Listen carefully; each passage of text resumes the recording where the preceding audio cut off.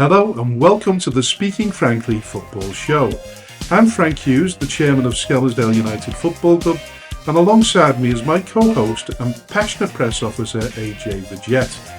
Not that being involved with the football club is a prerequisite for hosting a football podcast, but it certainly helps. We are ready to dive headfirst into the vibrant world of non-league football in the Northwest, and we might even take a moment to discuss some of the bigger headlines in the sport. We'll explore life in the Northwest counties, bring you interviews with well-known faces in the league, and analyse how local teams are performing while making bold predictions for their upcoming matches. Nothing is off the limits here. We'll be diving into all kinds of topics, including complicated refereeing decisions and regulations that often leave fans perplexed. We want to hear from you too. This is your show, so don't hesitate to reach out with topics you want us to tackle. Let's get this conversation started and enjoy every single moment. We are speaking frankly.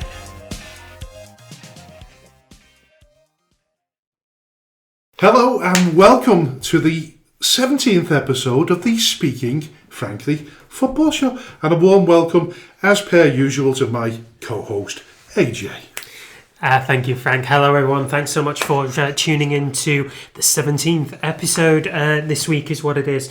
Coming up for you on the show this week, we will be discussing the Northwest Counties Round-Up. First of all, we'll then move on to footballing matters elsewhere up the footballing pyramid, including the usual favourites like Clitheroe and Marine.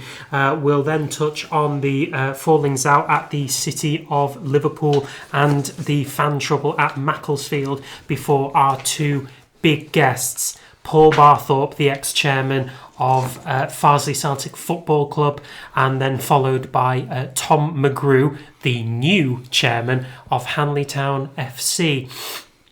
We will then round out our coverage with the usual predictions from this weekend's fixtures. Expert analysis, that's what it is. Yeah. We don't do weekly fan predictions. That's for you lot in the stands. We're going to do expert analysis on the anticipated results. So that's all to come.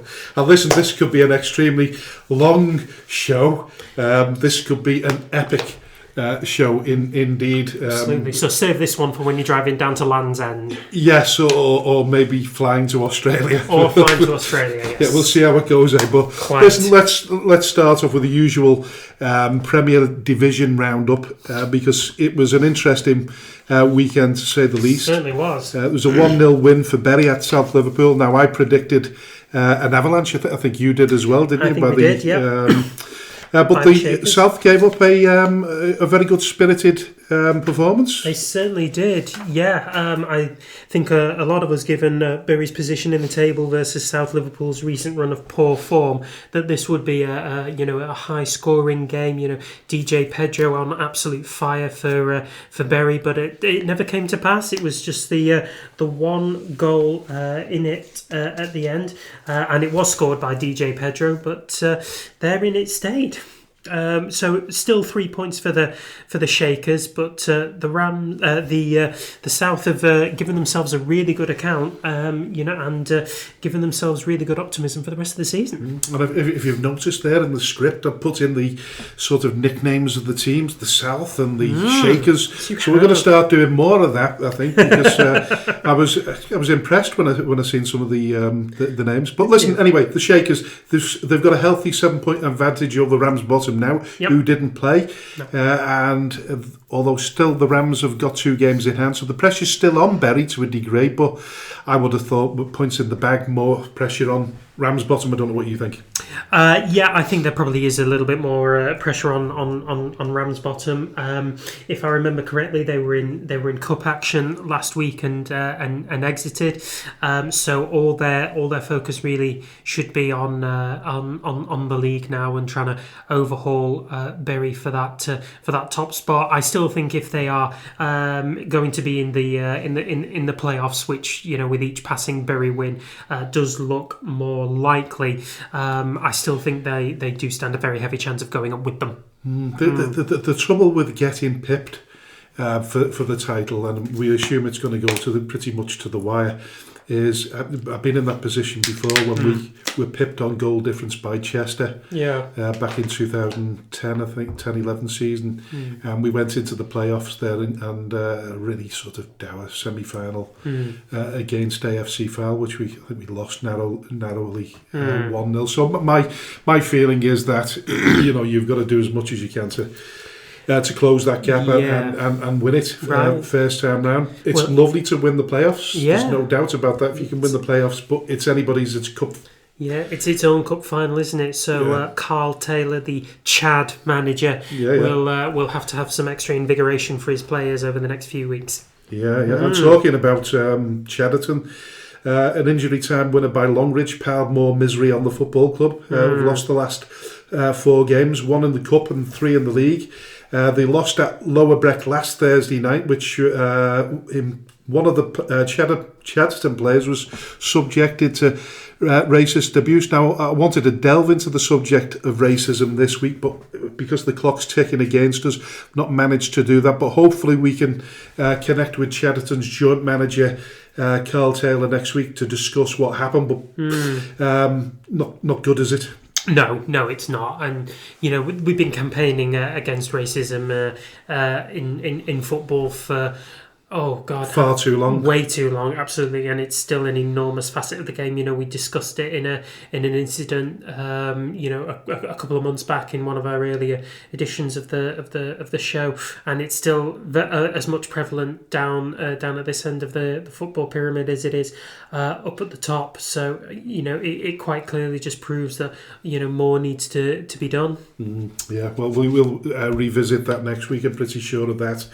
Now Bearscough, they upset the form tables with a nice little win, 2-1 win at Earlham. I think we both went for Earlham on that one. We did, yeah. Given the home advantage. Very, very strong for Earlham. But, Cian Bells put Bearscough ahead. And, although Earlham have equalised just before half-time, Kyle Priest put one in the net within 5 minutes of the second half. And then Bearscough have held on for a really good win, against an Earlham side who were, a bit dark horses for the playoffs there and who are, collectively very strong at home. So that's a great result for Dave Dempsey and co. Yeah, and listen, it'll be better. Yeah, it will put a smile on his face. I'm pretty sure it's been a tough old season for one reason or another, but it might just be the lift they need to finish the season strongly. I think so. Yeah. So West Didsbury and Chorlton beat Pilks. I think that was certainly a result that you and I got correct here. 3-1 win in front of a big crowd of 1,142. So the waft of burgers and chips escaping from the recreation ground would have been unbearable for the locals, surely to God. Well, let's not mention that tea train or whatever it is that's causing them irritants as well. They had a draw, by the way, midweek Wednesday. They drew to Litherland at their place. Now, I did predict that one. Did you? How many did you get out of interest? Oh, you know what? I haven't had time to check. Have you not? Normally that's an excuse for I probably had done really, really bad. But I will have a look later if I can find it. Yeah, we covered 28 predictions across the fixtures last week. I got 12 correct, which isn't great by any stretch, but there were it's below the average. The average is normally 14, so that's really below par. Yeah, but I mean, it does account for an awful lot of upsets that occurred in the leagues, across the weekend. Some of that we're going to come to. Now, Cone took a point against the Isle of Man, which could prove very pivotal as the end of the season closes in. They're now 1 point above the relegation zone. They're clear of both Prestwich Hayes and however, they did lose at Padiham on Tuesday night. They did in the local derby, yeah. So Padiham getting back to winning ways after a few matches of wobbling and inconsistent results. 2-1 win, over local rivals Cone in front of 281 fans on a Tuesday night game. That's really good going. Well, certainly not bad for Padiham. Certainly not bad for Padiham. No, well, I think given it a local derby, it's probably made the journey a little easier for Cone fans. Yeah, certainly. And what do you think there? Do you think Cone are doing enough, just enough to coast it? I think they will. I think they'll do enough. Like I say, and I can't emphasise this enough, the signing of Jude Entwistle, who got their equaliser against FC Isle of Man with less than 20 minutes to go, I think will prove a major factor in whether they stay up or not. He's already their top goal scorer, having only been there, a few months after signing from Nelson, so I think he's making good inroads for them. Last but not least, Glossop North End took a valuable point against Cheadle Town, who'd taken the lead 10 minutes into the second half, but then 10 minutes from time, Aaron Bardsley pops up for Glossop North End and secures Richard Brodie and his side a point away from home. If nothing, quite resilient in the sort of face of adversity. They seem to come back into the game late on and get those equalisers. They're not winning many games at the moment, but they're not losing as many either. Yeah, no, Brodie has made it a point, and we've said it on the show before, that their inability to kill teams off is one of his biggest bugbears. But they're 16th in the table right now, so they're virtually assured of their place in the league next season. But there is a gap between themselves and Charnock Richard, who are in 15th, a gap of 8 points, and Burscough and Longridge are now starting to creep up on them. So they're not conceding a lot of goals, but they're not scoring a lot either. So that could be the problem. I've not spoken to Richard this week or had any contact with him, so I don't know how he's feeling. But listen, he's obviously got one eye on next season and making sure that he's got a squad that can compete. Yeah, he absolutely does. Last but not least, FC St Helens played out a really, really decent fixture away at Padiham. They were on the end of a 3-2 scoreline there. Tom McNamara and Liam Cuthbert scoring for FC St Helens, but a double from Jakob Hebder securing 3 points for Padiham there in front of a crowd of 215. That's really good for FC St Helens. And Padiham have had a good weekend. They certainly have. Yeah, 2 wins on the bounce, putting their promotion ambitions right back into reality. They're now sitting 4th in the table. Certainly catching up in terms of the games that they played now. So yes, I think they've got one game in hand on Ramsbottom. No, they've got. They're equal. They've got 2 games in hand on Bury though, who are top. But Lower Breck, who are sitting in 3rd, have played a game less. So Lower Breck are the ones who've got the advantage as far as the games table is going. Lower Breck, who weren't in action over the course of the weekend. I think they played on Friday night. I think they're even playing tonight. Could be. Well, we don't know what night it is, do we? Oh God! Do we know what night it is? It's Friday night, so they'll have already played by the time we finish recording. It's all confusing, isn't it? But it's been a long day. Should we move on to Division 1 South before we shift up north? Yeah, absolutely. So a few of the shocks there that we were talking about put paid to our expert analysis there, and Stafford Town drawing with Foley-Mere. Now Foley-Mere on a bit of a resilience run of themselves recently, having changed manager earlier on in the season, but that draw has now put Stafford 8 points behind leaders Winsford United. Although they have got a game in hand, it is a bit of a mountain.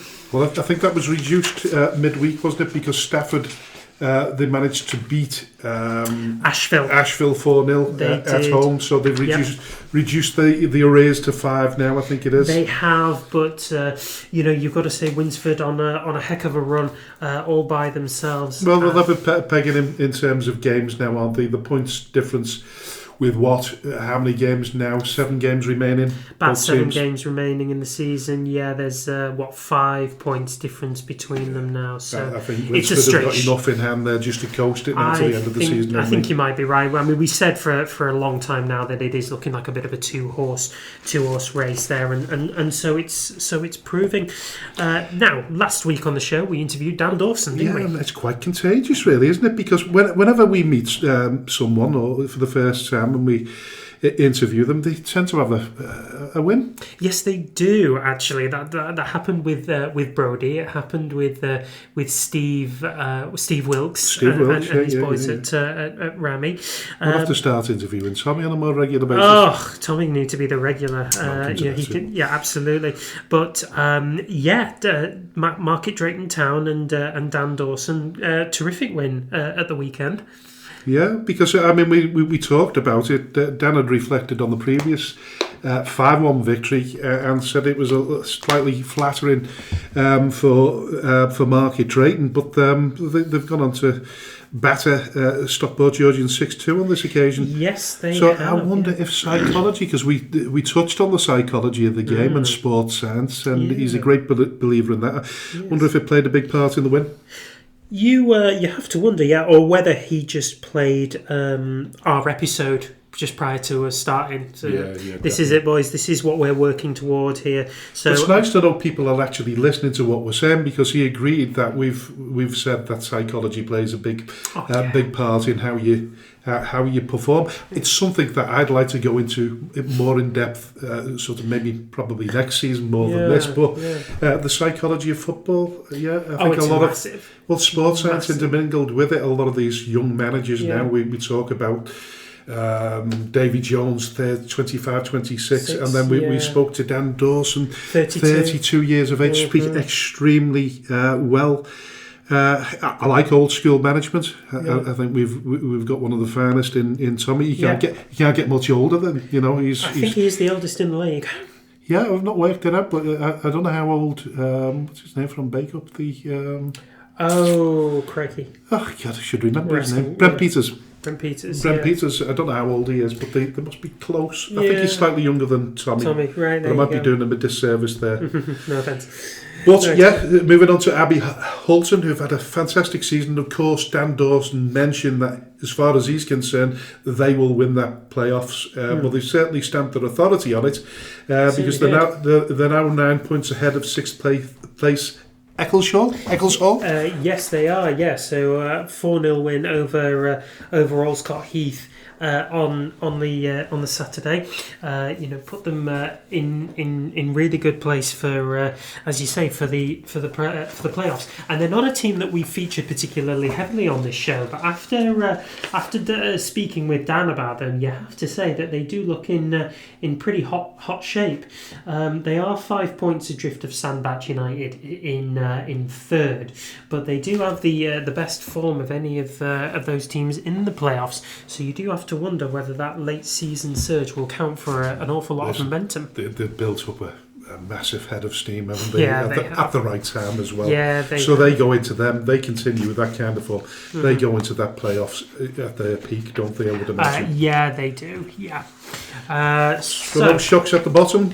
Wolverhampton Sporting Community lost 3-0. I don't think there was many fixtures in the Division 1 South, because there's not many games left. No, there wasn't many games left. Yeah, I think there were a couple of teams who were in cup action, which may have played a part in it. But there were 1, 2, 3, 4, 5, 6 games going on in the First Division South there, no real change at the bottom there. Jack Kelly grabbing 2 goals for Camel Laird as they beat Wolverhampton Sporting Community to leave the Wolves a little bit perilous. Second from bottom they may be, but Shawbury, who were not in action, now have a game in hand on them. Now we'll Division move north, where it was all topsy-turvy. Although there were only 5 fixtures being played, I think there was only one that went our way. So we predicted wins for Blackpool, Holker Old Boys, Atherton and Droylsden, and all of them lost.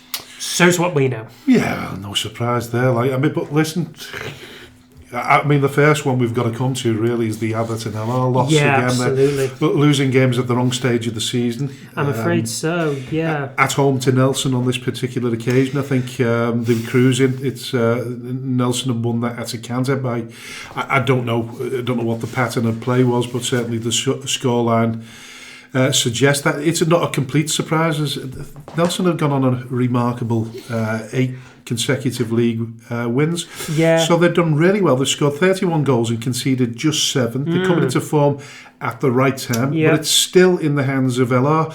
But 2 defeats on the bounce have made it a little bit more difficult for them. Yeah, you do have to wonder whether those, cup runs, however strong they may have been, whether they're starting to put a bit of a strain on Atherton's fatigue levels, and I whether think it certainly happened to Ashton Town, didn't it? But during their run, whereas Atherton LR were, they've gone on a sort of bad run of form since they've come out of the got knocked out of the cup. But in comparison, I think Ashton Town's form was faltering while he was still in the FA Vars. Now that they're not in it, they seem to be doing really well. Yeah, they've ballooned themselves up. So I think at the start of the year they were about 13th or 12th, something like that. But Ashton Town are now 9th, courtesy of a 2-0 win over AFC Blackpool. Chris Lomax getting a goal for Ashton Town on his 450th non-league appearance. Can you see any other teams from that sort of section there, below the playoff positions? Can you see any of those teams within the sort of top half of that division creeping into the playoff positions if they go on a really good run? I mean, I'm talking about Ashton Town here. Kevin Towie obviously had aspirations of finishing in the playoffs. Is it too late for them? I know they're 11 points away from it, but there's still 7 games there. There's 21 points to play for. There certainly is. So could somebody falter and somebody take advantage of it? Could it be Ashton Town? Yeah, I mean, more likely to be Blackpool or Darwin. It is more likely to be Blackpool or Darwin. Yeah, I mean, I know Blackpool lost at the weekend and Darwin were in action only via a friendly against ourselves,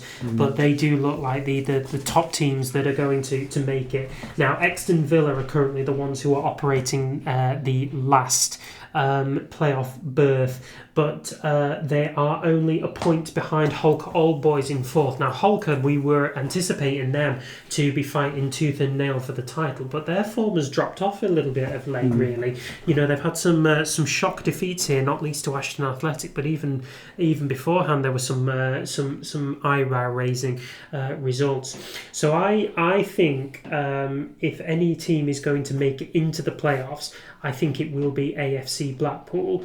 If there are any teams that are going to drop out, I think it will be either Holker or Exton, who both, have a little bit of bogey runs every now and again. That said about Exton, I think at the beginning of the season we expected them to be one of the teams in the playoffs as they were last season. It's not quite gone their way, but they've sort of not really been on our radar, and then all of a sudden crept back into the playoffs. They really did, yeah. And they went behind to win this game as well. Yeah, they came from behind to beat Route 1 Rovers at the Marley Stadium. It was the only result that we really called correctly here. But no, they got themselves back into the game through Rajwinder Upal, and then a late goal in that first half through Aidan Tate, and then in the second half they pulled away with 2 more goals late on in the game in front of a capacity crowd of 34. Yeah, crikey. That's disappointing to say the least. It really is. That we talk about support and how that can be the 12th man, and certainly in terms of finances, makes it very, very difficult to compete at that level. In terms of consistency, it does. Most certainly. Yeah. Listen, we'll talk about it more at the end of the show. We play them. We play them tonight, obviously, and it makes that game a whole lot harder for us because they've stamped the credentials on the playoffs, and they'll want to keep that momentum going. But listen, we'll talk about that later on at the end of the show. But our friendly against Darwin, I was there on Saturday for the first 45 minutes. I think we edged the game. I think it's fair to say I've managed to see the VO coverage today, albeit briefly. The second half was just some really, really poor decision making. I have to say it. Man of the match the previous week, unfortunately, Joe's not had the best of games, and but they changed their style of play in the second half. It is a team game, so you can't just lay it firmly, in Joe's court. But there was some really good passages of play, even in the second half. Yeah, they just went wide and caught us out. And like I say, some schoolboy errors have led to a 4-0 defeat, which probably, if is it a fair reflection, do you think?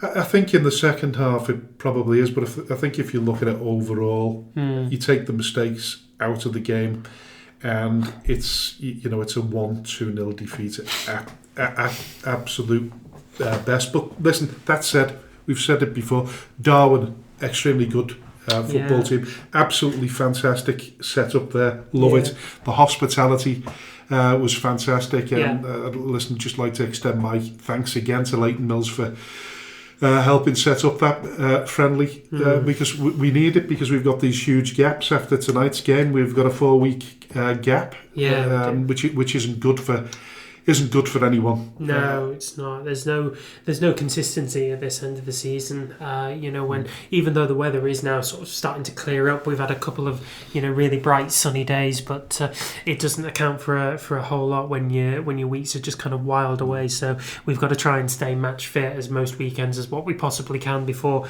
big games start to appear, and they are. Every game's a big game, really. Not least starting with this trip to Exton Villa tonight, but then we've got Atherton LR, we've got Thornton Cleveland's Bake Up, and that's a tough end of the season, isn't it?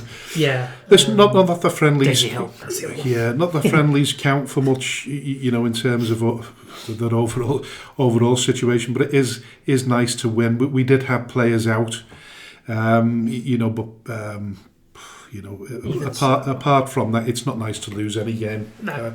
I went there thinking, it's going to be a nice day out, and then as soon as the whistle goes, I'm thinking it's not going to be a nice day out because I want us to win, and it didn't work. But listen, that's football. That's football for you. So listen, we're going to move on to the more sort of controversial subject in a minute, but we'll just briefly sort of go over the National League North. Yeah. Marine had fabulous 1-0 wins at Radcliffe, and Spennymoor lifting them out of the relegation spots. Now, with 3 consecutive wins, they've done really, really well since we spoke to James Leary. Yeah, so James Leary is someone who we interviewed on the podcast 2 weeks ago, I think it was. Something like that. Yeah, 2 or 3 weeks ago, something like that one. Now, he's got grand plans for Marine going forward off the pitch, but on the pitch, they're having a fabulous run. Now, Spennymoor are one of those teams who are, right up there. I think they were about 4th or 7th, something like that one. And we predicted that this was going to be a really, really difficult game for them to take anything from. However, that 1-0 win is absolutely invaluable, given that they're now able to pull themselves even further away from the relegation spots and bearing down on their old buddies Southport just a little further down the road. I know, so do you think they've been inspired by the plans? Because these are if these come off, these plans for the future for Marine, elevates them onto a total different sphere altogether, doesn't it? It really does, yeah. I don't think they'll be thinking about that one at this point. I think if you're looking at Marine right now, they're still within that same kind of humble environment of what they're trying to be. They are one of those teams that have been down at the bottom end of the table for quite some time. They're just going to want to take it one game at a time. Their next game is against Kidderminster. I think it's a home game again against Kidderminster. So they're going to want to rally every single bit of momentum to try and get a 4th consecutive win there. It's not beyond the bounds of possibility. I think they could do it. Yeah. Now, David Stockdale was officially announced as the replacement for Neil Redfern as the Farsley manager. We were talking to the chairman, Paul Barthorpe, in the second part of the show. Third? Is it the third? Second? It's second, sorry. It is second. Second part of the show. It's been a long day, sorry. It certainly has.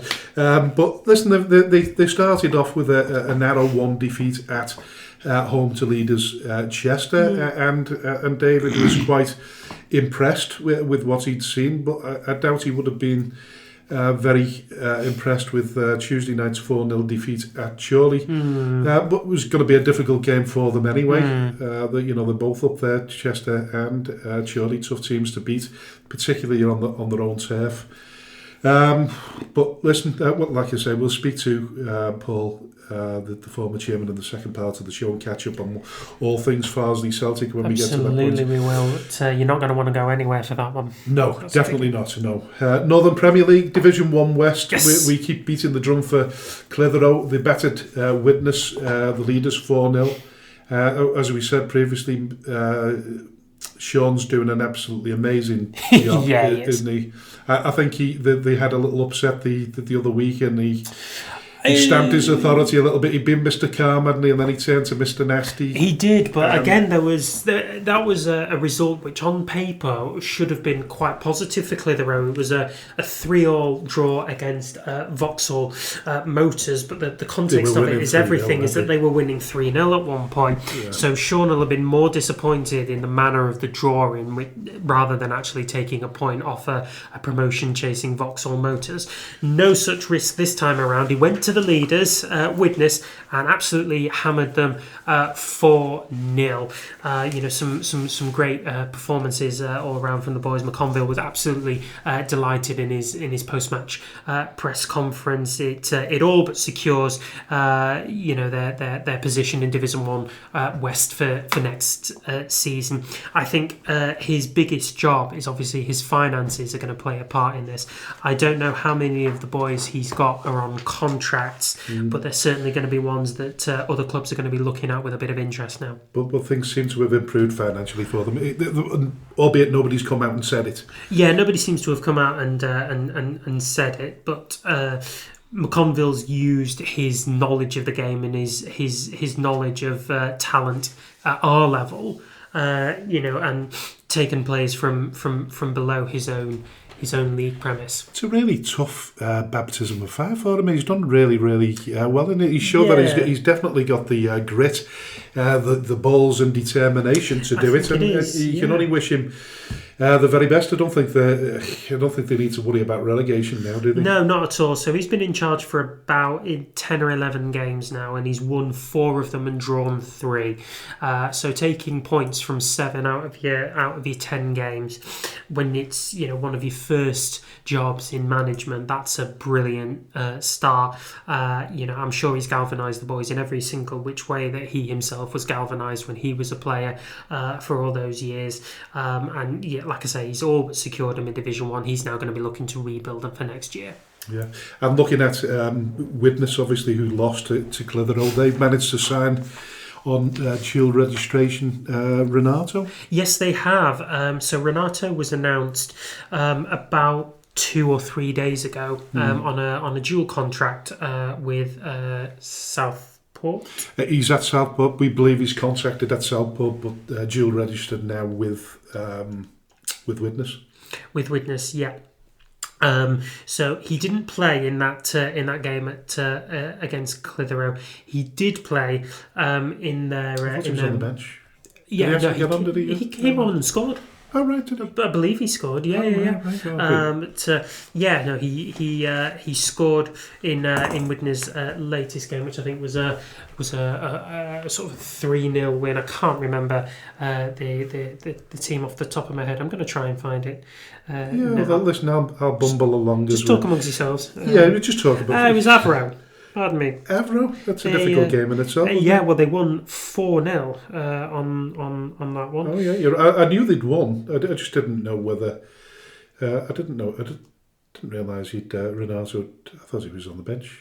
Oh, no, he started on the bench. He only came on with a handful of minutes to go. But he scored the 4th goal to seal that win. Real waste of talent since he left us to join Southport. He's done an awful lot of bench warming. He's too talented to spend too much time on the sidelines. He really is, yeah. And if he's wanting minutes, Skelmersdale United will happily give him minutes. Yeah, but be careful there. That we're not accused of poaching. No, absolutely not. Now we're going to stay in Merseyside, but we're going to move across to the City of Liverpool Football Club, aka the Perps.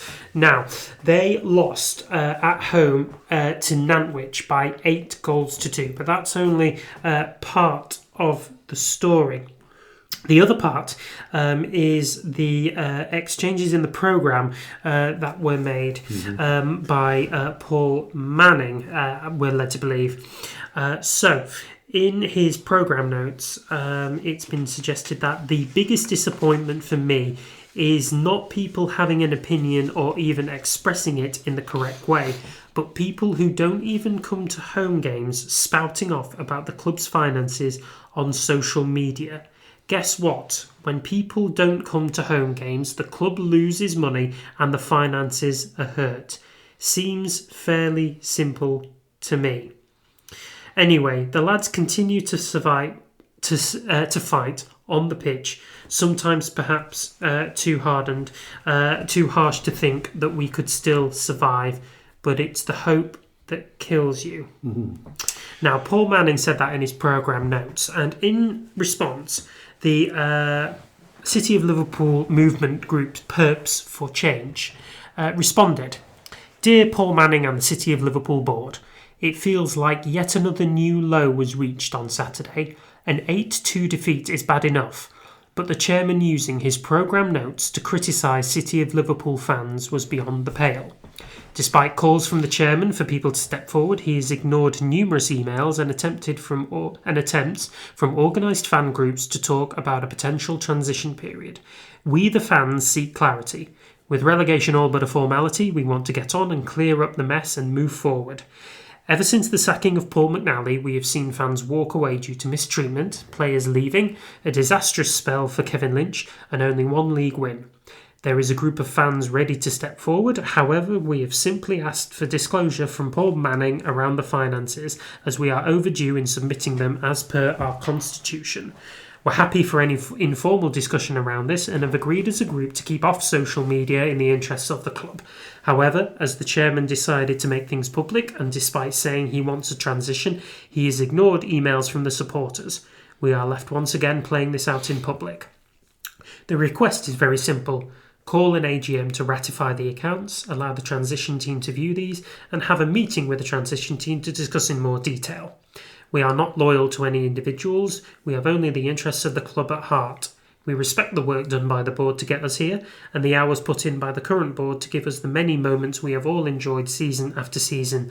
But this is time for change, and we need engagement to make this happen." Sound Perps for Change. Listen, I go back to what I've said all along, and unless somebody comes to me and comes on the show and shows me that there's a fan-run club that works well and is not so much sustainable, but has a sort of ambitious platform on which to build upon. I don't know. I just feel as though chairman in general, being a chairman myself, I feel as though you're damned if you do, damned if you don't. What appears to me is you put all the hard work in, and then somebody criticises you, comes along and says, "Listen, I'll help you out now." I always say, well, why don't you help the club out when they really need you? Stop criticising the football club. And listen, we'll come to that with Paul in a minute. But in terms of the overall picture, listen, the bottom of the league right now, and they look dead set for dropping back to the Northwest Counties. Yes, they do. But one thing's for sure. I mean, I've been told allegedly they pay £2,000 a game to play at Widnes, which goes up to £3,000 on bank holidays. So if you're expecting to play a bank holiday at the Widnes Stadium as City of Liverpool, you're probably asking the league to make sure you play somewhere else. That's if it's true. £2,000 to £3,000 for a ground share is not in any way, shape or form is it sustainable. No, it's not. Now, so we come back to what they said. Since the club were already in trouble when Paul McNally was there. Yes. Let's get that straight. Yeah, but he had players at his disposal that at least gave him a fighting chance, didn't he? Yeah, I mean, you go back 12 months, well, not even 12 months. Last season, they narrowly missed out on the playoffs. He was sacked at the end of October last year, and they've since sacked Kevin Lynch, who followed him. And now they've got a former professional footballer, an ex-Scam player, Andy Owens, in charge right now. I don't know. I don't know what to make of it all. Well, I think I think Andy Owens is captaining a sinking ship, and he probably knows that. Anyway, I think he was just trying to get the best out of the players as possible and try and give the fans something good to talk about at the very least, or at least have them go down fighting, if you like. But it's just not looking that way, and I think the embarrassment that all connected with City and Liverpool will have suffered on that 8-2 win is probably the straw that's going to break the camel's back. What my wonderment is whether Manning is going to address these concerns by Purpose for Change and by the fans as a whole. He's overseen the loss of two managers, an enormous exodus of both players and fans. He's bleeding money out of the club by paying these ridiculous rent charges on the Widnes ground, and it is the Widnes Vikings rugby ground, so it's an enormous all-seater purpose-built stadium. Yeah, it's like ground sharing at Wigan. It is like I mean, for us, it's like ground sharing at Wembley, for heaven's sake, really. Yeah. It's simply not plausible. He's dug himself this enormous hole. The question is that how they're going to provide the solution. Now, City of Liverpool is a community benefit society, so it is owned by the supporters. Budget cuts are part and parcel of having a supporters owned club. We saw it at Bury. There was recently a team that we covered on this show who elected to transition from being a supporters owned club to a privately owned club. I can't remember the name of the club itself. Was it Bedford Town or no, it wasn't Bedford. No. Banbury United. Banbury, that's it. Banbury United down in Oxfordshire. Good job there's two of us here, isn't it? It is, and it's a good job one of us has got a brain. I had to dig deep there. One of us has got a script, and that's it. But it does go to show that, despite the well-meaningness of having a supporters-owned club, whether it is actually fit for purpose in this day and age, and particularly with Paul Manning at the helm, where he's made a lot of decisions that have gone against the prosperity of City and Liverpool. There's no doubt about it. He's got the experience to run a club. It's been fairly successful since its inception. What was it, 2016, when they started? Now, my opinion, for what it's worth, when you start a club from scratch without a ground as such, you're already facing a huge mountain to climb. We know that, and we've been established for 145 years. We've had pretty much a handful of football clubs in our history.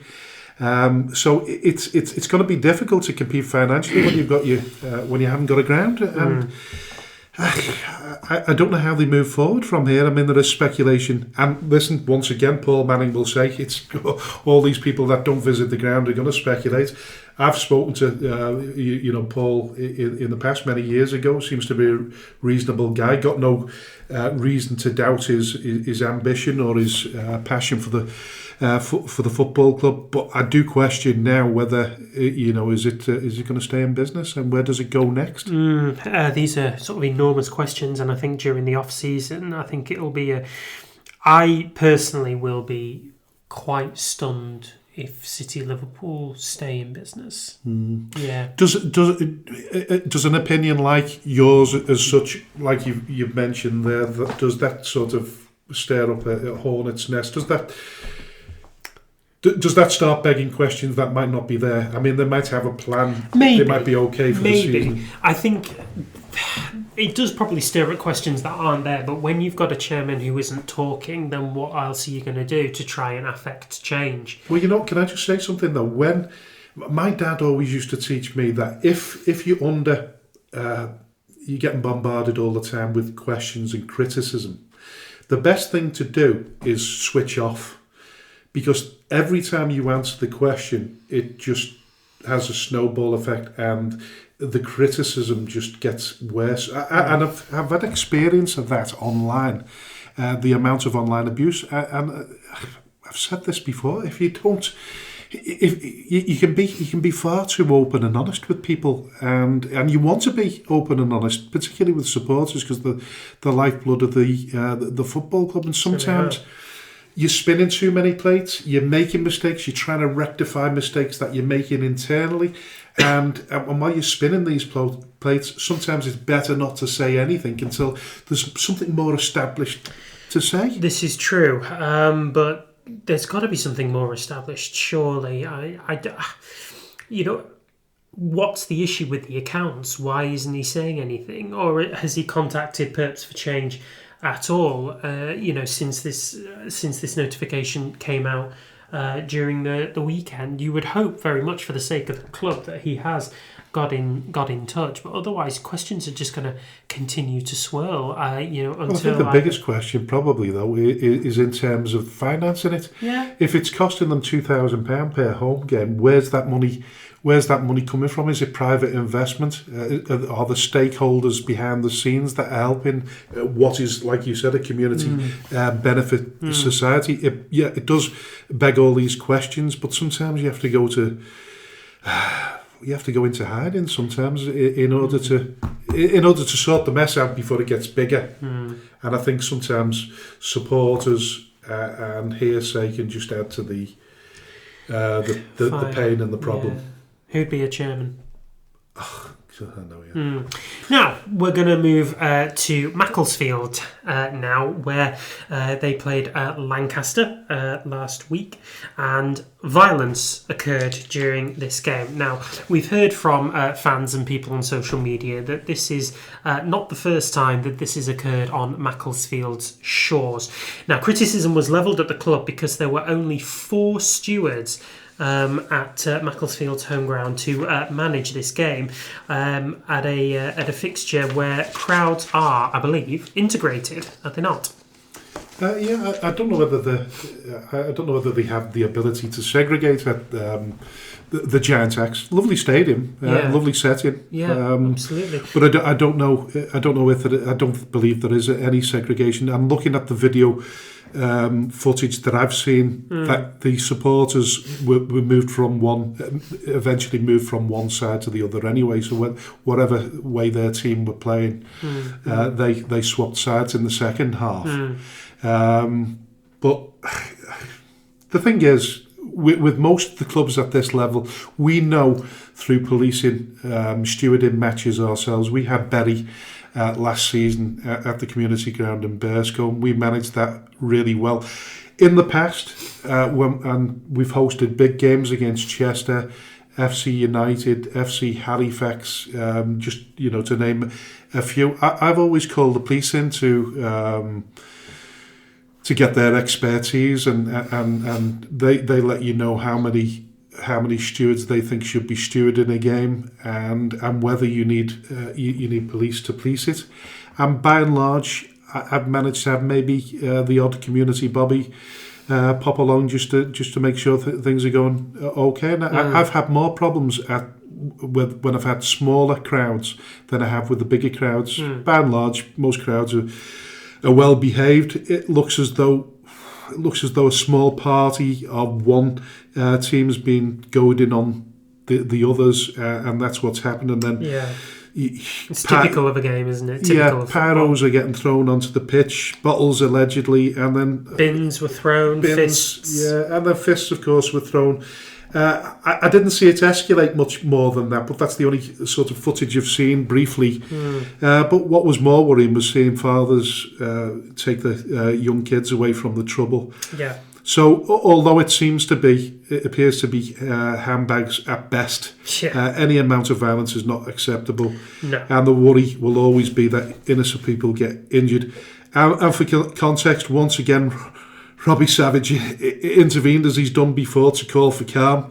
He's gone into the crowd or near it to the crowd, and he's told them to calm down. Mr. Diplomacy throughout his entire career. Yeah, and then the very end of it, like he's gone and done a sort of, a clop. He's got on the pitch and fist bumps the crowd and got them riled up. Yeah, listen, Yeah. he's always been a character. There's no doubt about it. How many points how many points have Macclesfield got at the top now? They've got a huge advantage, haven't they? Something like 20 odd points, is it? Give or take, yeah. Yeah, they I don't know whether they're mathematically short of winning it. I think they're not far behind. They're not mathematically sure, but they're not far away at all. It's effectively when, not if. Yeah. So the question is whether enough stewards. My answer is that, well, if you look at the expense involved in hosting a game like that, there was just over 1,000 there, wasn't there? I can't remember what the official attendance was. Something like 1,000, but just over 1,000, I think, maybe approaching 1,100. So you've got a decent crowd there. It's your payday. So, yeah. But if you have to go and throw it all into official stewards and the policing costs, then you're coming away with a loss. So I can understand why. Why should a football club be held responsible for somebody's act of violence? Because they're not able to cover the what if moment when it does arise. Stewarding is part and parcel of games, and it's a necessity the more you go up the footballing pyramid. But what could the increased stewards have done in that? Stand in the middle of it and get hit themselves?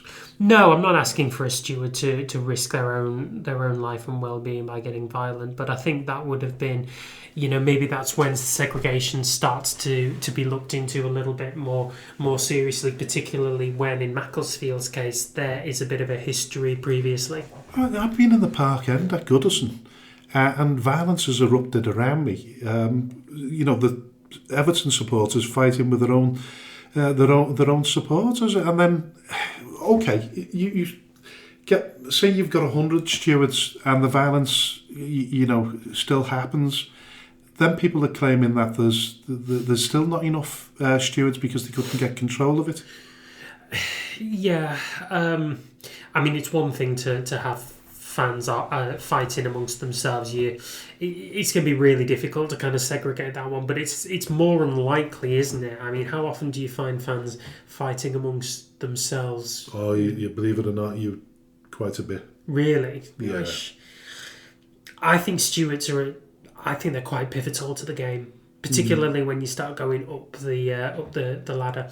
Not necessarily at our level. We've never really had to worry about stewarding. We've got quite a good turnout of people who are ready to kind of put on a high vis jacket and get involved if they have to. I think any of us would. If you've watched any of the big Premier League games, I'm too busy doing the stadium announcements. So I can't be expected to throw on a high vis. Have you ever seen at the end of a Premier League game, about 5-10 minutes before the end of the game, all the stewards sit right. It's just sort of the vision of it at Goodison Park. They sit pitch side. They're all sat on these sort of beveled embankments, and in bigger games where they've won not won a cup, but they've won a round in a cup or something like that, or they've gotten a final. You just this vision of them getting trampled over while all the supporters get on the pitch. I think what the most recent one would probably be the Liverpool game, wouldn't it? That was like winning a cup final in itself when Tarkowski rattled that one in from 10 yards. That was the stewards were probably in more danger there than in just about any other time in living memory. But so stewards for me, very much essential for football games. Oh, I totally agree with it. It's just whether the numbers. What's the ratio they're expecting? 1 steward to 20. 1 steward to 20, but I think that's when segregation starts to come in, and I think that's when segregation starts to become even more of a. I don't think segregation has made any difference here, because that some segregation you can just easily sort of cross over. And get involved in the violence if you want. Yeah, possibly, but if people want to cause trouble, my point is they want to cause trouble. They will do, and you can't stop them. Fortunately, from what we gather, no damage was done. No, physical. It did fizzle out, didn't it? Yeah. Really, but I just hope that in terms of the younger kids, that they're not. It's not scared them. Yeah, it's not scared them off football, because by and large, football in general is quite a. a good place to be. It's quite a family orientated. Football's for everyone and football's for everybody, but it's the actions of a few that ruin it for a lot, as we've seen before, really. Yeah. Well, listen, I think we've come to the end of have we come to the end of it? We've come to the end of the first part of the show. In the second part of the show, just after the adverts, we'll be interviewing the former chairman of Farsley Celtic, Paul Barthorpe. Speak to you then. Special shout out to all the businesses that support Skelmersdale United Football Club, Origin Sign Company, T&W Garners, 7PDS, Skem Express Cars 5005, Lease Car UK, RNB Auto Centre, SB Skills Solutions and Hey Presto Web Design. Thank you to everyone who donates to the club, supports our race nights, raffles and the lottery bonus ball scheme. And, of course, the last man standing. A special thanks to those who organise these fundraising events, especially the incredible Lee Davis and Lucas Berquist. To all who stand by us both on and off the field, we are truly grateful. If you wish to sponsor the show, please contact me at chairman.skemutdfc@gmail.com or call me on 07766 054 548. All proceeds will go to Skelmersdale United Football Club. Thank you for your unwavering support. Hello and welcome to the second part of the Speaking Frankly Football Show, and a warm welcome to Paul Barthorpe, the former chairman of Farsley Celtic. Welcome to the show, Paul. Thank you, Frank. Thank you, AJ. Listen, we'll discuss the more controversial issues a little bit later, but I just wanted to know a little bit more about yourself and your background. Well, a lot of things I've seen, it's easy to think that I'd recently taken over the club, but I haven't. I've been at the club since late 2018. So I have a history. Part of one of my businesses was in specialist design and build, so we built a lot of sports training grounds and training facilities worldwide, really. It's a foreign-based company.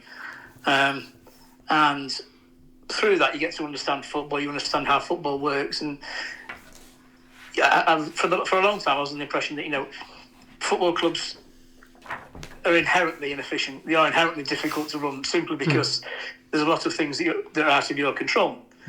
If you're running a standard business, selling a standard product, you know what you're working with because there's that sort of standardisation across what you're doing.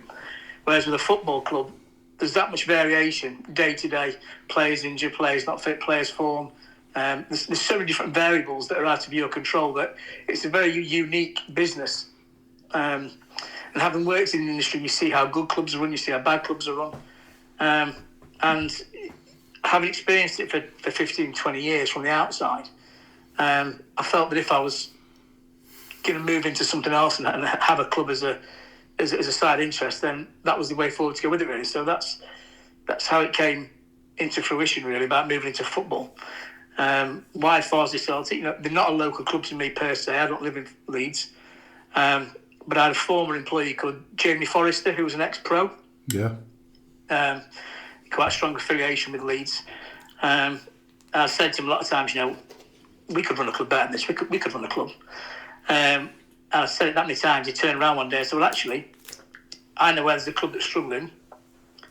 Put your money where your mouth is or shut up. And me being me, I put my money where my mouth was. Yeah. What a challenge that must have been. Well, Farsley at the time was struggling financially, as most clubs at that level do. It had gone bust in 2010. And the owners had taken it from playing again in the dog and duck all the way up to the Evo stick at that time, which is a massive commitment, a massive financial burden, a massive time burden. And I think it had got to the point where they were teetering on the edge of promotion, that things were, moving up into the National League with significant changes. So when I took over the club, there were financial issues I needed to deal with, so I was putting money into the club before I'd actually bought it. The site itself, all the buildings on the site were actually condemned. They weren't fit for use. The changing rooms were actually sinking into the ground. And with promotion looming, there's about £50,000 worth of investment required to meet National League ground grading. So there were a lot of issues at the time that needed looking at. But, there was an opportunity to come in at a reasonably good level. It was an opportunity to challenge myself and challenge the guys that were with me at taking a club that was ambitious to the next level. 6 years later, having spent all that time in the National League North, having got through COVID, having made significant improvements on the site, having got the club to a financial level where it's stable, having introduced and developed the deaf section, which is now the third best team in the world, having helped develop and push the ladies section, having brought an academy to the club which wasn't there before. So now the first team players that are playing are from our elite talent squad, which is something that we set up 2 or 3 years ago. And obviously helping to push and develop the grassroots section as well to near on 40 teams where it is now. So, we're taking massive steps forward in terms of a club as to where we were then as to where we are now. And, the biggest challenge has always been keeping the club in the National League North. Because in reality, it's not naturally a National League North team. Our gates are, 400, 500, 600 a week on a good week. And with those sort of numbers, we sell single-figure season tickets every season. And 5 or 6 years ago, that was a challenge. But now you look at the National League North as it is, there are a lot more full-time teams in there. There are a lot more teams with money in there. The challenge has become greater and greater every year. But we have managed to do that. Up until a few weeks ago, we were still competitive. We still got, a strong squad. And that's testament to the guys at the club, the recruitment guys. The only reason that's happened is essentially because I funded it. Listen, I know you bought the club back in 2019. As you alluded to there, buying the football club at that particular time was a bit awkward, really, with the pandemic. I know you've mentioned in terms of business planning, football's totally different, but how much did that affect your planning when the pandemic hit? So I actually bought it before COVID. I took over the club before COVID hit. So we had originally put aside some money for the ground grading, we had put aside some money for the development, and we put aside money for planning. So the original idea was to go in for planning in one. However, there was a quite significant additional required to get the ground up to some sort of not just ground grading, but also I mentioned, the changing room was actually subsiding into the ground.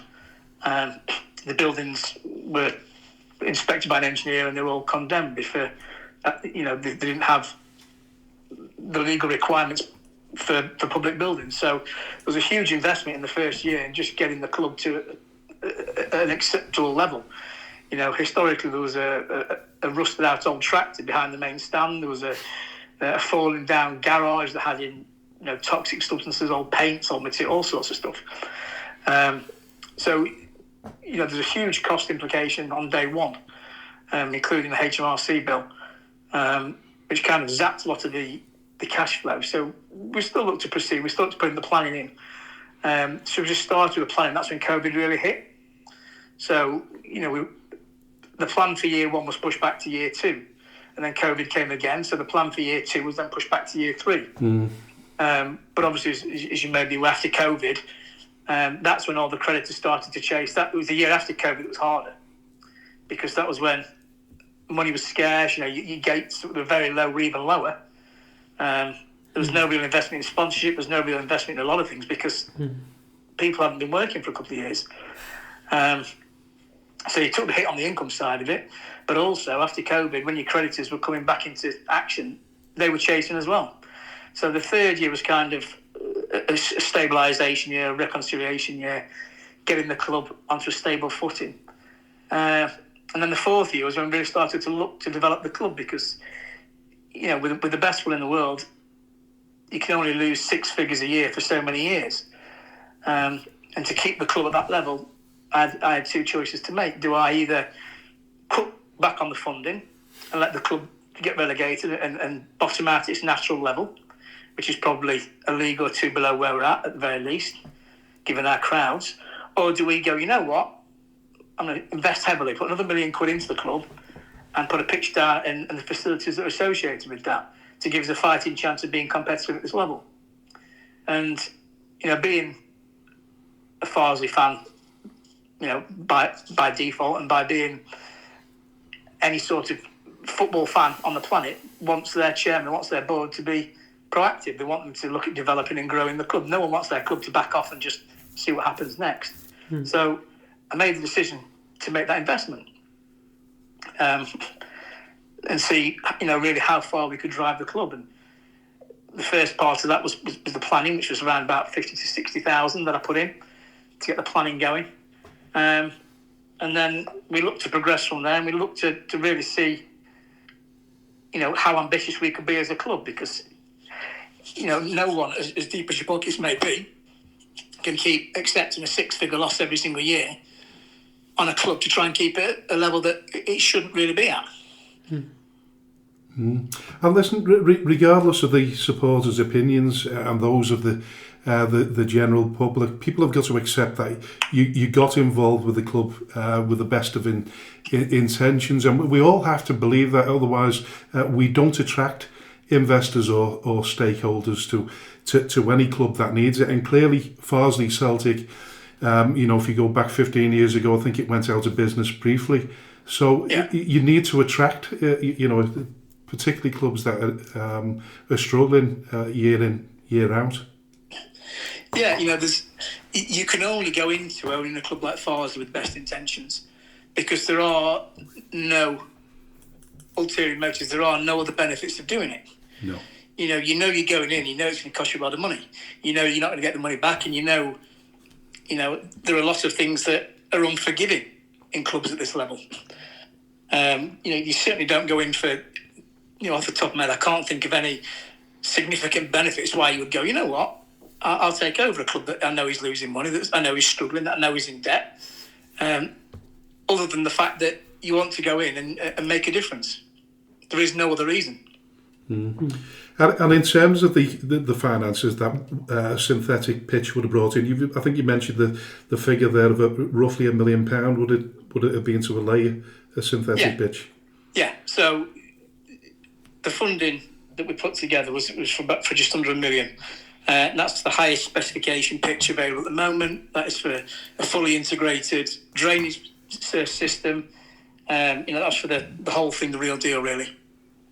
Yeah, and what kind of returns do you get from putting what did you estimate the income would generate? The returns could have been significantly higher, but it wasn't necessarily, because I'm the major investor, the returns and the short-term return on investment wasn't the main priority. There was obviously space for a return on investment. There's obviously a repayment plan. But instead of making it a 2-3 year plan, we stretched that to be a significantly longer plan, because the priority really was to get our kids and the deaf and the ladies team and the first team training and playing at home. Because, we're Farsley Celtic, but only the first team really played on the home pitch. We've got kids out there representing our club that have never actually played at our club or trained at our club. Yeah. So you can't get to the point where you think, well, actually, they need to understand this is more than just the badge. So the idea was, still is that these people will get the opportunity to train and play at the club and understand what being Farsley Celtic is all about. And then with any time we've got left, we'll then sell that commercially to get return on the investment. So But obviously, you get the surrounding income from that. The bar gets busier, the function rooms get busier, the food gets busier. It's not massive returns from those sections, but it's certainly noticeable and certainly beneficial and significant for a club of our level. Yeah, it certainly would be. But you've laid out these plans, you've put together the funding, and then as the works starts to move a little on, you have issues with the planning consent, and the works then started. It stopped after the topsoil's been removed from the pitch. Now, this is where the supporters say that they've received conflicting information over why this has happened. Initially, it was believed to be due to methane emissions underground, because the ground was obviously built on the site of a former tip. And then a revised date was initially given, and then no work seems to be completed. And through all of this, and particularly when you put out your statements of update, you've not identified any of the companies that were involved in this, or the ones that you've been let down by. Are you able to kind of set the record straight on the complexities that prevented the work from going ahead? Well, first of all, let's spin in no illusions. We ain't digging up a pitch if we're not going to lay one. Yeah, of course. Nobody on the right mind is going to dig up a pitch and with face potential consequences if everything isn't in place. So no, it wasn't. So the first contractor we had, I can't at the moment divulge who they are because I am currently in litigation with them, legal action with them. I understand. Fair enough. They're plain and simply because they came in, took the topsoil off, which was the first stage of the project. Yeah. They then did multiple tests on the site because we had to dig down quite a bit deeper because, as I just mentioned, we're putting in a fully integrated drainage system. Yes, of course. Now, the drainage system requires quite a significant depth as opposed to just laying a new surface. So once the pitch had been taken off, a number of other surveys were done, which we wanted to know. We had absolutely no clue whatsoever that there would be any issues. If they had, we wouldn't have got to that stage. But a number of issues were returned. Not necessarily methane. I'm not sure where that. Again, a lot of things come out there. A lot of things get spread that aren't true and become fact. But the end result of the surveys were there was quite a bit of additional work to be done on the site that required a specialist contractor to do. Now, the original main contractor we had wasn't able to do that themselves as it was outside their legal capabilities and their skill set. Right. So they were looking to bring in third-party contractors to work under them as a main contractor. Mm-hmm.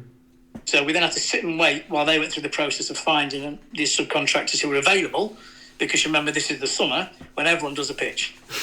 Yeah. And not only that, we've been delayed about a month by the council, so we were up against it anyway to get this done in time for the first week of August, which we'd agreed with the league. So they were taking the time over this because there were a number of complexities in terms of liability, in terms of what other issues there were, then the increase in the price on their job because they had additional work to do following the subcontractor, the margin they were putting on the subcontractor's work. There's a lot of things surrounding that made it not as simple and straightforward as you would hoped it would have been. The end result was that they came back to us with an absolutely insane figure that was almost another 50% on top of the cost of the job.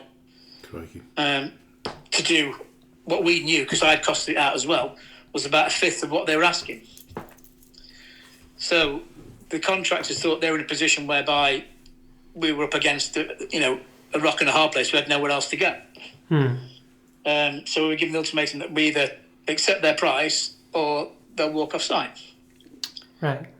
So, from a financial point of view, we couldn't accept the price because it was just ludicrous. And I mean, it was telephone numbers money. So we then reached a compromise with them whereby we would take liability, we would deal with the third-party contractors ourselves, they would stick with their job, which initially they agreed. So they gave us a start date of when they would start the next phase before we could get the specialist contractors in. They then let us down on that because they decided, actually, we've changed our mind, we don't want to do that. But they didn't tell us until the start date had gone. So that left us in quite a difficult position where we put out a start date that we'd been given by those contractors that they then weren't going to honour. So we thought, we really don't want to get into a legal situation here because, we need that goodwill. We need them to come onto site. So we looked into another round of negotiations, and again, they agreed to come on site and again let us down. So it was at that point where I couldn't risk them doing that again. We were simply running out of time to get the project done, and from a financial point of view, the funding partner that I brought on board at this point is saying, well, hang on a minute, I've made the funds available. the funds aren't being used. I'm losing our interest here. So I started making the interest payments to them, despite the fact we didn't have the money, just to keep the financial option open. So at this stage, I financed the project. I'm paying the main contractor. I'm paying the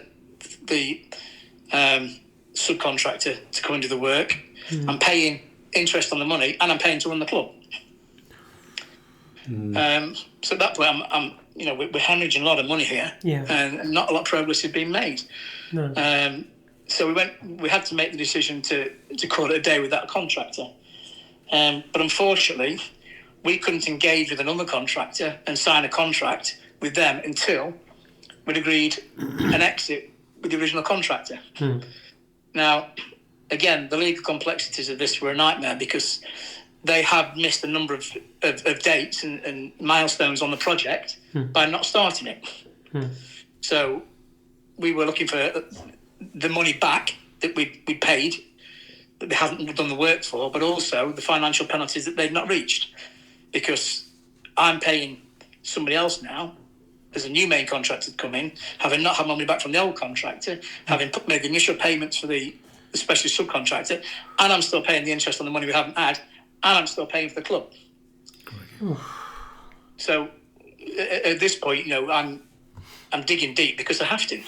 And the decision is, do I just knock this all on the head and walk away, or do I keep going?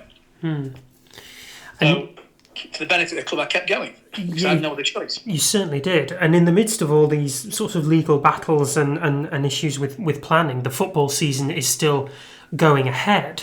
Now, at this point, was it this point that you made the decision to initiate a ground share agreement with Buxton? No, so how that worked was we spoke to the league. We got dispensation from the league to miss the first few home games and reverse the fixtures. Right. Because that was our original expectation, as per the terms and dates that we've been given by the contractor, that we were ready to go. So we actually, in those first couple of games, played reverse the fixtures. Yes. We then looked at the odd game, went to Alfreton for a game, and we went to Guiseley for a game while we were speaking with the league about what options we had. So we then put in place an arrangement to play at BPA, which was just down the road. It was a synthetic pitch, so it's not going to cause wear and tear on their pitch. Fantastic, great stuff. Got an agreement in place. We signed it, they signed it, everything signed off, agreed. Okay. It then went to the league, who said, actually, no, we can't do this. There needs to be a caveat in this that isn't there. Now, to this point, we've not been made aware of anything that wasn't in the contract. We'd gone down the route of paying for legals and getting this contract drawn up.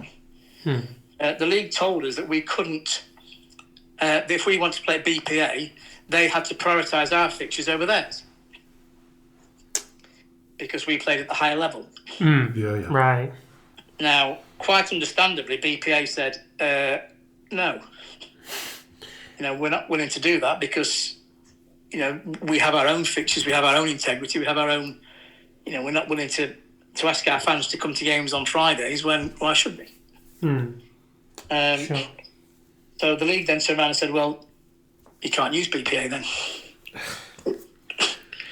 And this was a Friday evening. And said, right, you've got till Monday to get a new agreement in place. Right. I'm surprised Bradford Park Avenue didn't know about that in advance anyway before they'd entered into negotiations. Well, we didn't know about it either. It wasn't something that was made. There's a long list of things that we had to do and didn't have to, and this wasn't on the list. Listen, I say that because we've had experience, obviously, with ground share situations ourselves. So I'm in a privileged position there. Not everybody is. We weren't, and weren't made aware of that. So we had 72 hours to find a ground to share with for the rest of the season. Otherwise, we were facing sanctions from the league. Right. So when you actually look at Farsley, despite the fact we are geographically in the centre of the country, we don't actually have any local rivals that are at our level.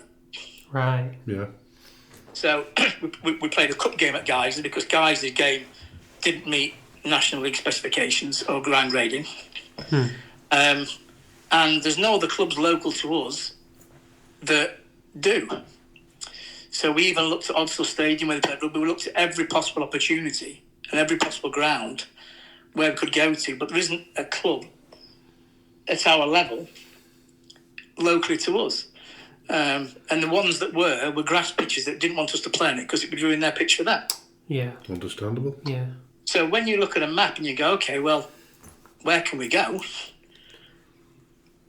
There isn't anywhere that's that local. You know, you look at the east, you've got Scarborough. Yeah. You know, you look west, you've got the Manchester teams. They were a no-go because the ones that were willing to accommodate weren't in our league. You look south, you've got Buxton. Buxton is an all-weather pitch. And believe it or not, it was the closest all-weather pitch that were willing to accommodate us that were at our level, the Met Grand rating. Jesus. So there wasn't anywhere else. We had no choice. And with 72 hours to go, it was, you know, it was Absolutely. Buxton. So, it was Buxton or bust, wasn't it? Absolutely. So we'd gone from a position of happy days. We're playing at Bradford Park Avenue, 15 minutes down the road. Wonderful. To what on earth are we going to do? Where can we play? You know, looking at Odsal, looking at other rugby grounds. You know, how can we fit this in? Buxton were great with us. You know, really accommodating, really understanding. Really, you know, can't say a word against them. They were superb with us. But then the obvious issue with playing away from home is that, first of all, yes, it's a significant distance away. But secondly, there's a significant cost implication of hiring a stadium every week. Yeah. You're then paying your coach costs as well because it's an away game effectively now, so you're having to coach your players down there. So you go from making any sort of income on an away day to losing $3 or $4 grand. Yeah, which is easily done, isn't it? Yeah.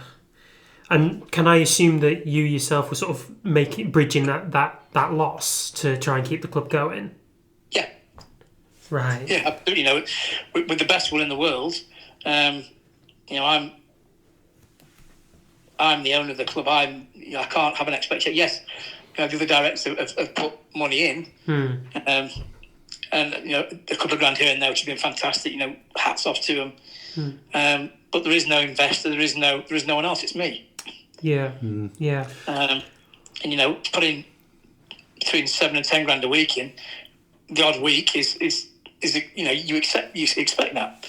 But when you're doing that week in, week out, every week for 9 months, not every week, it's possible. It's not that easy every week. You know, if you're playing away from home 2 or 3 times in a week, and you're covering, that's 3 grand in coaches, you're looking at, again, 4 or 5 grand in stadium hire, plus your wages on top of that, plus any other bills. You know, you can look at 15, 20 grand in a week very easily.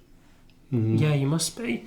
I mean, with those amount of outgoings going and very little kind of coming into the club in terms of revenue, etc., the notion of Farsley Celtic going out of business again must have been hanging over your head as these kind of arrangements developed. But, you know, it's hung over my head for 6 years. But would I have ever let Farsley out of business? Absolutely not. You know, the amount of hours, the amount of money, time and effort I put into it, regardless of what anyone may say, is testament to that.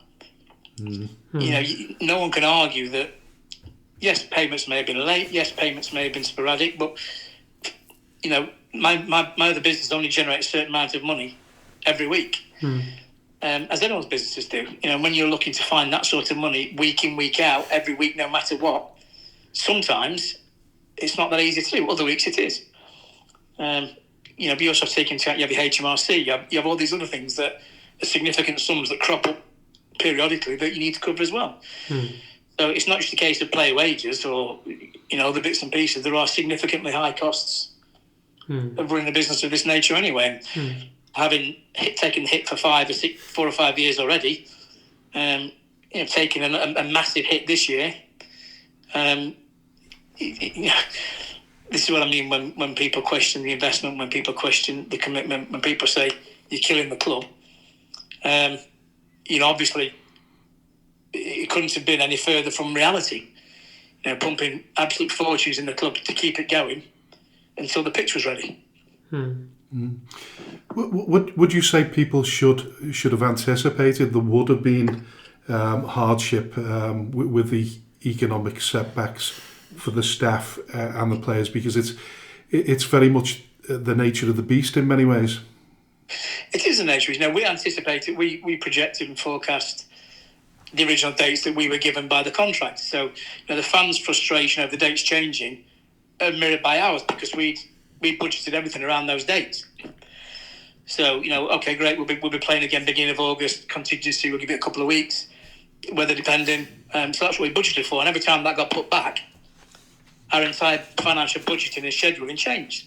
And all of a sudden, as I say, when you're looking at 10, 15, 20,000 pounds a week, a delay of a month or 6 weeks is quite significant. Yeah, it will be. It will be.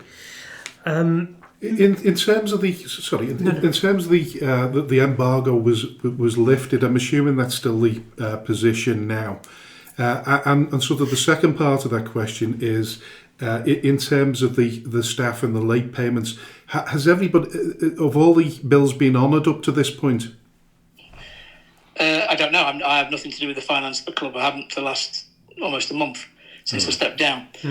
But what I'm doing is that when I stepped down, the HMRC was up to date, as was.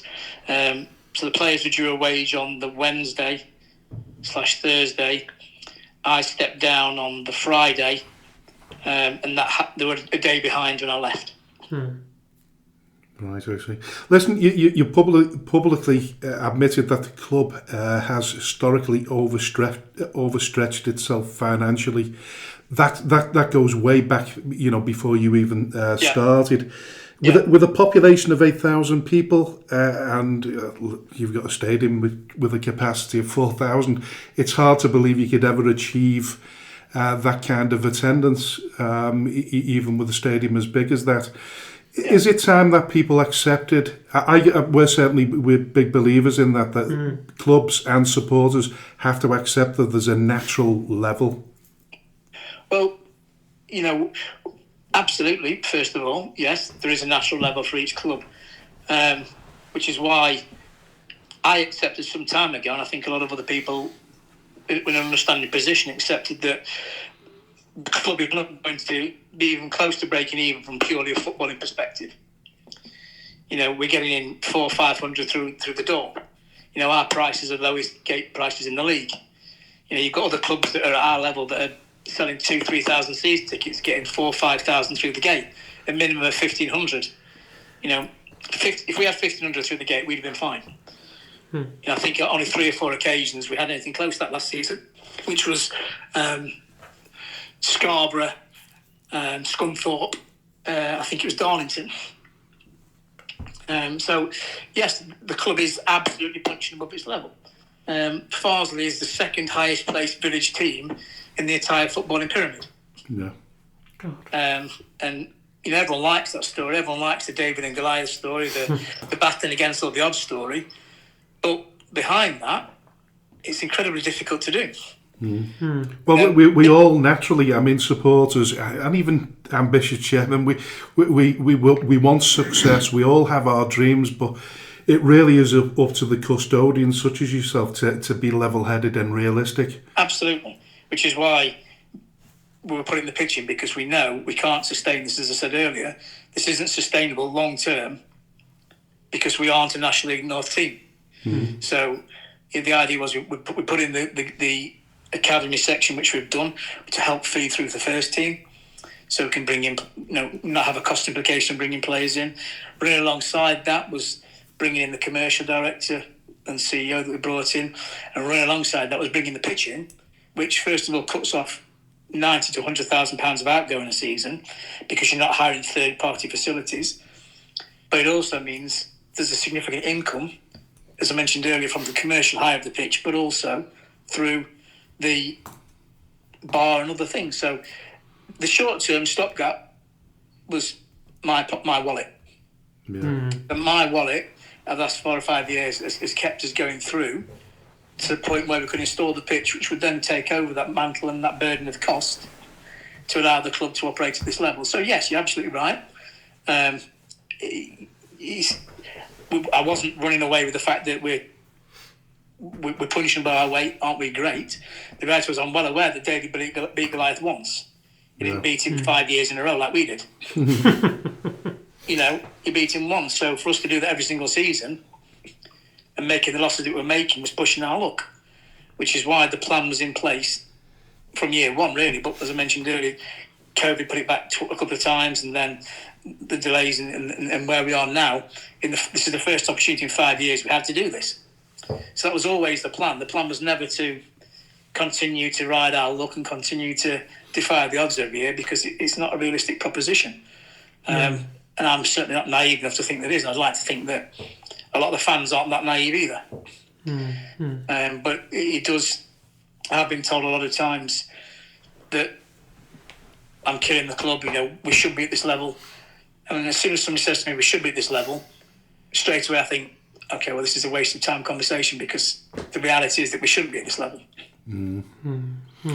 Listen, I imagine throughout all of this, you've been spinning far more plates than you're comfortable with yourself. I mean, at any stage have you felt as though you've overstretched yourself? No. Not in terms of, the contingencies that we put in place that we felt comfortable with, obviously we've surpassed. So there's a difference between being in an uncomfortable position and stretching yourself. We're certainly in an uncomfortable position. I'm not comfortable. If I'd have known 9 months down the line I'd still have been funding the club out of my pocket, and there'd have been 1,001 problems and the issues that have come surrounding that, then we wouldn't have started it. No, of course not. I would never have dug the pitch up. Would you not have done? Strange. What would I have done? I'd have said, right, okay, hindsight is a wonderful thing. Yeah. What else can we do? If we'd have had any inkling of any of this, we're not stupid. I'm not stupid. I'm not going to chuck another £500,000 at a project that I'm just going to effectively throw it into a fire. And on top of that, 6 years worth of work, effort, and everything else that's going with that, no one in their right mind just throws that away. No, of course they don't. A lot of the fans that I'm getting negativity from, I've built relationships with over those 6 years. So a lot of these people that you see now on social media making all these comments and saying all these things, I've had a positive relationship with. How was your relationship with the fans? Obviously, you've just said that you had kind of close relationship with them, whether you were on good terms with them. When do you think kind of the tide started to turn a little bit? As you guys know, in any football club, there's always a small band of haters. We could be Premier League, winning the Champions League, and they still think I was a prat. And that small group has always been there. The ones that you'll see now still writing the posts, still making the comments, still inviting, the negativity. They've always been there. And with the problems with the pitch, because for reasons, legal reasons and others who haven't been able to divulge too much information, there's been an opportunity for them to thrive. And as you know, when a snowball starts rolling down a hill, it gains momentum and gains size and momentum and builds and builds and builds. And by the time it's at the bottom of the hill, it's huge. And, the one thing I found very strange before this conversation now is that I've read a lot of newspaper articles. I know a lot of social media posts that have gone out, a lot of other things, YouTube videos and the like, that have gone into great detail about explaining the situation at Farsley. There have been absolutely no fact whatsoever, because up till this point, nobody's come to me or anybody on the board to speak about it. So everything that's been put out there has been gossip, hearsay, rumour, exaggeration, that because it's been passed around by a number of different people and spread into groups and comments on it, it's become fact. Yeah, well, you make a point very valid there. Anything on the internet can become fact if the loudest voices shout loud enough. They shouted loud and they shouted often. They certainly did. And when you see that, you kind of, and every time you're trying to deny it or offer a justification or explanation, you're a liar. So you're a liar if you this, you that, the other. Okay, so there comes a point where you go, hang on a minute. Every time I try and correct this, I'm shouted down, abused, threatened, my car's been damaged more than once. You kind of think, well, I can't win here. Yeah. I'm in a situation where I'm trying to explain the situation to people, and I'm getting shouted down before I'm even having the opportunity to speak. Yeah. So you read these articles that I'm reading, I'm thinking, well, that's not true. That's not true. That's not even close to being true. It's been posted in local papers. It's been posted nationally. You're thinking, this is insanity. Yeah. But the most damaging side of that is that we're bringing in your manager, want to bring players in that he wants to bring in, and the players are saying, well, I'm not sure I want to come because the club's in, this is happening, that's happening, that's happening. Well, a lot of that wasn't actually the case. The same with potential sponsors, the same with potential, everything that a club needs to survive, particularly when we've got no income. Yeah. We weren't able to achieve. We weren't even able to open up a community trust because the negativity around that, the council said at the moment we can't do that. So while having the issues we're having, we're effectively cut off at the knees and having arms tied down behind our back, ways and means of getting out of that, and ways and means of developing and progressing.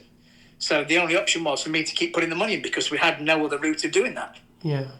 So, this hasn't been paid, that hasn't been paid. No, I know it hasn't been paid, or I know it's late. It's not what you're saying.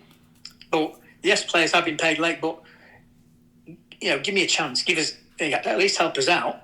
So it kind of felt that from my side, I'm doing everything I can. I don't need to lie to the supporters because it's my business. I own it. I'm funding it. Who am I going to lie to? I don't. I'm not. If I'm not. I can't lie to the boss, but I'm the boss. So, I don't need to cover anything up or lie about anything. The information I've given out is what we've been given at the time. Yeah. And it's not in my best interest for the pitch not to happen. It's not in my best interest for there to be these issues. So killing the club is the exact opposite of what I've been doing for the last 6 years. I'm not asking for a pat on the back on that. I'm not asking for any praise. That's what you do as the chairman of a club. You go into it knowing that's the situation. Definitely. But I am by absolutely no means saying praising it because I'm not. I went into it eyes wide open knowing that's what I was going into. Yeah. Yes, this pitch has been an absolute nightmare, but it would have been significantly less of a nightmare, and we'd be in a very, very different place now if perhaps people had helped us and not kicked us while we're down. Yeah, because that's a negative impact on, I'm not blaming them. It doesn't take a genius to work out that if you've got a business where the owner and the board is getting slated multiple times every single week, that is going to have a negative impact on the business.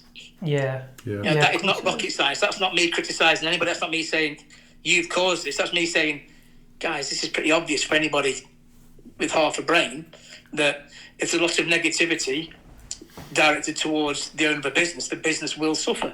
Yeah, of course. And it kind of got to the stage where people were ringing up the planning department, reporting us saying we breached the terms of the planning, stop the job. Blimey. People are ringing our MP, local councillor, they're doing this and that, none of which we were doing. So we went back to the planning department and said, right, we haven't done it, we haven't breached anything, here's the answer, A, B, C. And they went, no problem. But when we've got people, whoever it may have been, that's trying to cut us off at that level, that's beyond just trying to force me out the club. That's causing serious, serious damage to the club itself. And being a week away from getting the pitch down, being that close, having spent tens of thousands of pounds paying interest for money that to keep the business opportunity in the loan alive, for it to be killed off by somebody finding out who it is, contacting them, sending them all the negative links, sending them the links to YouTube videos, sending them all the negativity, sending them everything they can, and telling them to stay away from me and the club, for us to then lose that funding, which was part of the funding for the project, so close in. I cannot and will not ever understand the mentality behind that. And it only takes a really small section of people to cause that kind of destruction. Because that, if that hadn't happened, the pitch would be going down now. We wouldn't be having this conversation. No. But it got to the point where it became beyond getting me out of the club. It became personal. It became, dangerous. But also it became people are willing to sacrifice the club to force me out. Yeah. And that's at the point where we sat down as a board the last few weeks and said, look, this is crazy. You know, this level of hatred has been whipped up to a frenzy point whereby we don't know what's going to happen next. No. You know, and from my point of view, a lot of the things that have been said just simply aren't true. You know, or there's a small part of it that's fact that's been whipped out of all proportion to something else to be massive. Yeah. So what I can't understand is that, you know, as a community club, as a village club, of the time and effort that people cannot be blind to see that we've put in. They can't not think that the club survived without my money, without my time, without my effort. They can't think that. No. Yeah, they must know it has. It would make sense, yeah. You know, those who saw the club 6 years ago and now can see the difference. So, but it has survived 9 months from somewhere. It has, yeah. You know, so what I can't understand is why there's been that. You know, yes, I understand that's the initial small group that's always been there. I've seen what they put out. You read it, you think, wow, that's bad. But it just gained momentum and came out of control. And then you're getting 2 or 3 posts a week. Yeah. One of those posts, I think in particular, was by a YouTube user called Ellis Platten, who runs the Football Away Days, which probably was the post that garnered the most sort of traction for Farsley Celtic and for yourself. Can you just explain the impact of what that YouTube video and what his documentary, in inverted commas, did to you personally? Well, first of all, the guy who was with George, one of our supporters, has only been at the club a couple of seasons, so he has no idea what the club has been through the last 5 or 6 years. You know, George, we even let him into home and away games free of charge last season to help him and his partner out. So again, I said earlier, you know, you had a positive relationship with these people who've turned on you in the worst way. He's one of them. But, you know, 2 things. Firstly, the YouTube was disastrous for the club. Yeah.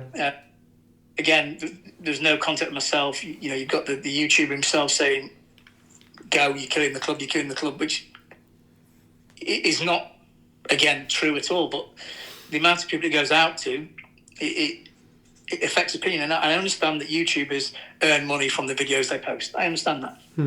And is it in their best interest to put out a balanced argument? Maybe not.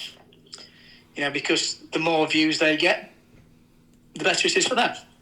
What makes me laugh about this is a lot of people were saying that you're unapproachable and difficult to get hold of. You know, I took a very, very short space of time and a little bit of research for me to contact you straight away, and I've had no issues at all there. Nobody's tried. You know, you can email the office at work and the emails come through to me. You know, they get forwarded on to me. My email address has never been a secret. You know, I stand with the fans in the home and away games. I've never been unapproachable. Because we've actually said, Paul, that we've tried to contact people, you know, the critics and try to get them on the show, and they're reluctant to come on. But one thing I would like to say in Alice's defence, and respect to him for this. This is important. He contacted me last week and said he would like to do a follow-up where they speak to me. Because I said to him myself, your videos cause a lot of damage here to the club. And respect to Ellis, he has contacted me and offered me that opportunity. That's good. Will you do it? I hope it's not too little too late, but absolutely. I think you should. Yeah, that'd be great. Yeah, absolutely. You know, the guy, he said to me, he never comes back, he never does repeat visit, but on this occasion, he can see the impact it's having, and, you know, full respect to him for that. As frustrated as I was that he put the post out without even contacting us in the first place, and as frustrated as I was that, again, as I mentioned earlier, there's been no contact with the club at all from anybody to actually find out what the facts are. Yeah. But again, respect to him, he's come back to me on that. He said, look, you know, let's do a follow-up, have a conversation with you, and let's see if we can you know, do something to help the club. So hands up to him. Restore a little bit of parity in many ways. Well, I think, you know, I've had more positive comments from neutral fans than I have from our own.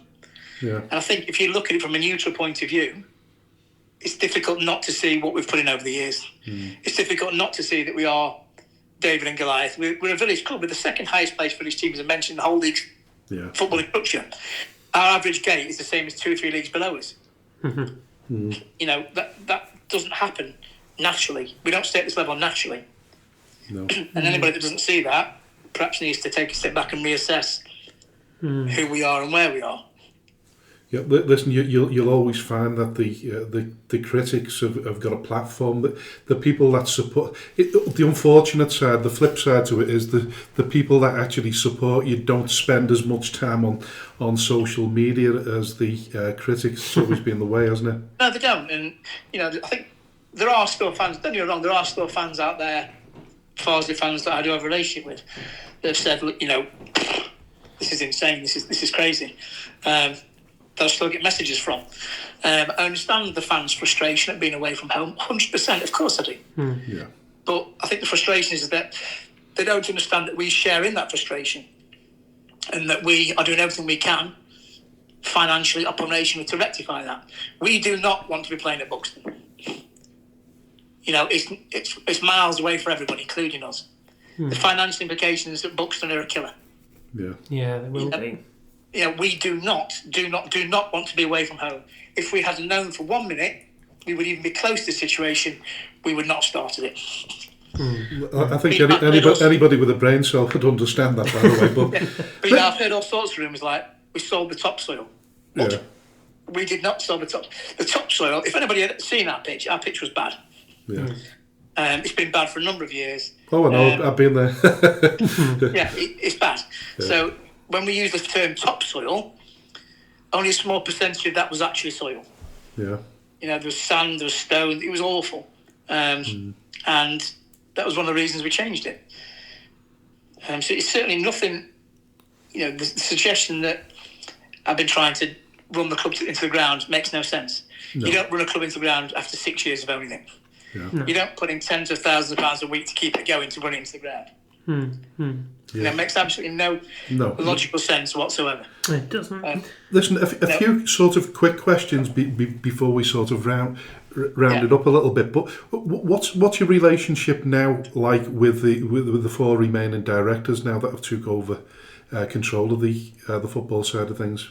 So the 4 directors are still there. Directors I appointed. Right. So these aren't new appointments. These aren't new directors. These are guys that I appointed.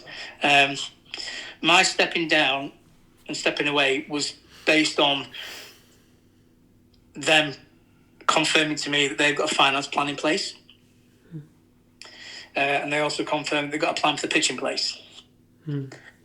So, you know, again, you know, I have full faith, full confidence in these guys. These guys, you know, I'm a volunteer, they're volunteers, we're all volunteers. None of us have to be there. No. But these guys have stepped up to the plate and they're doing everything they can. I don't know what their finance plan is per se because I'm not a director anymore. But the relationship is good, yeah?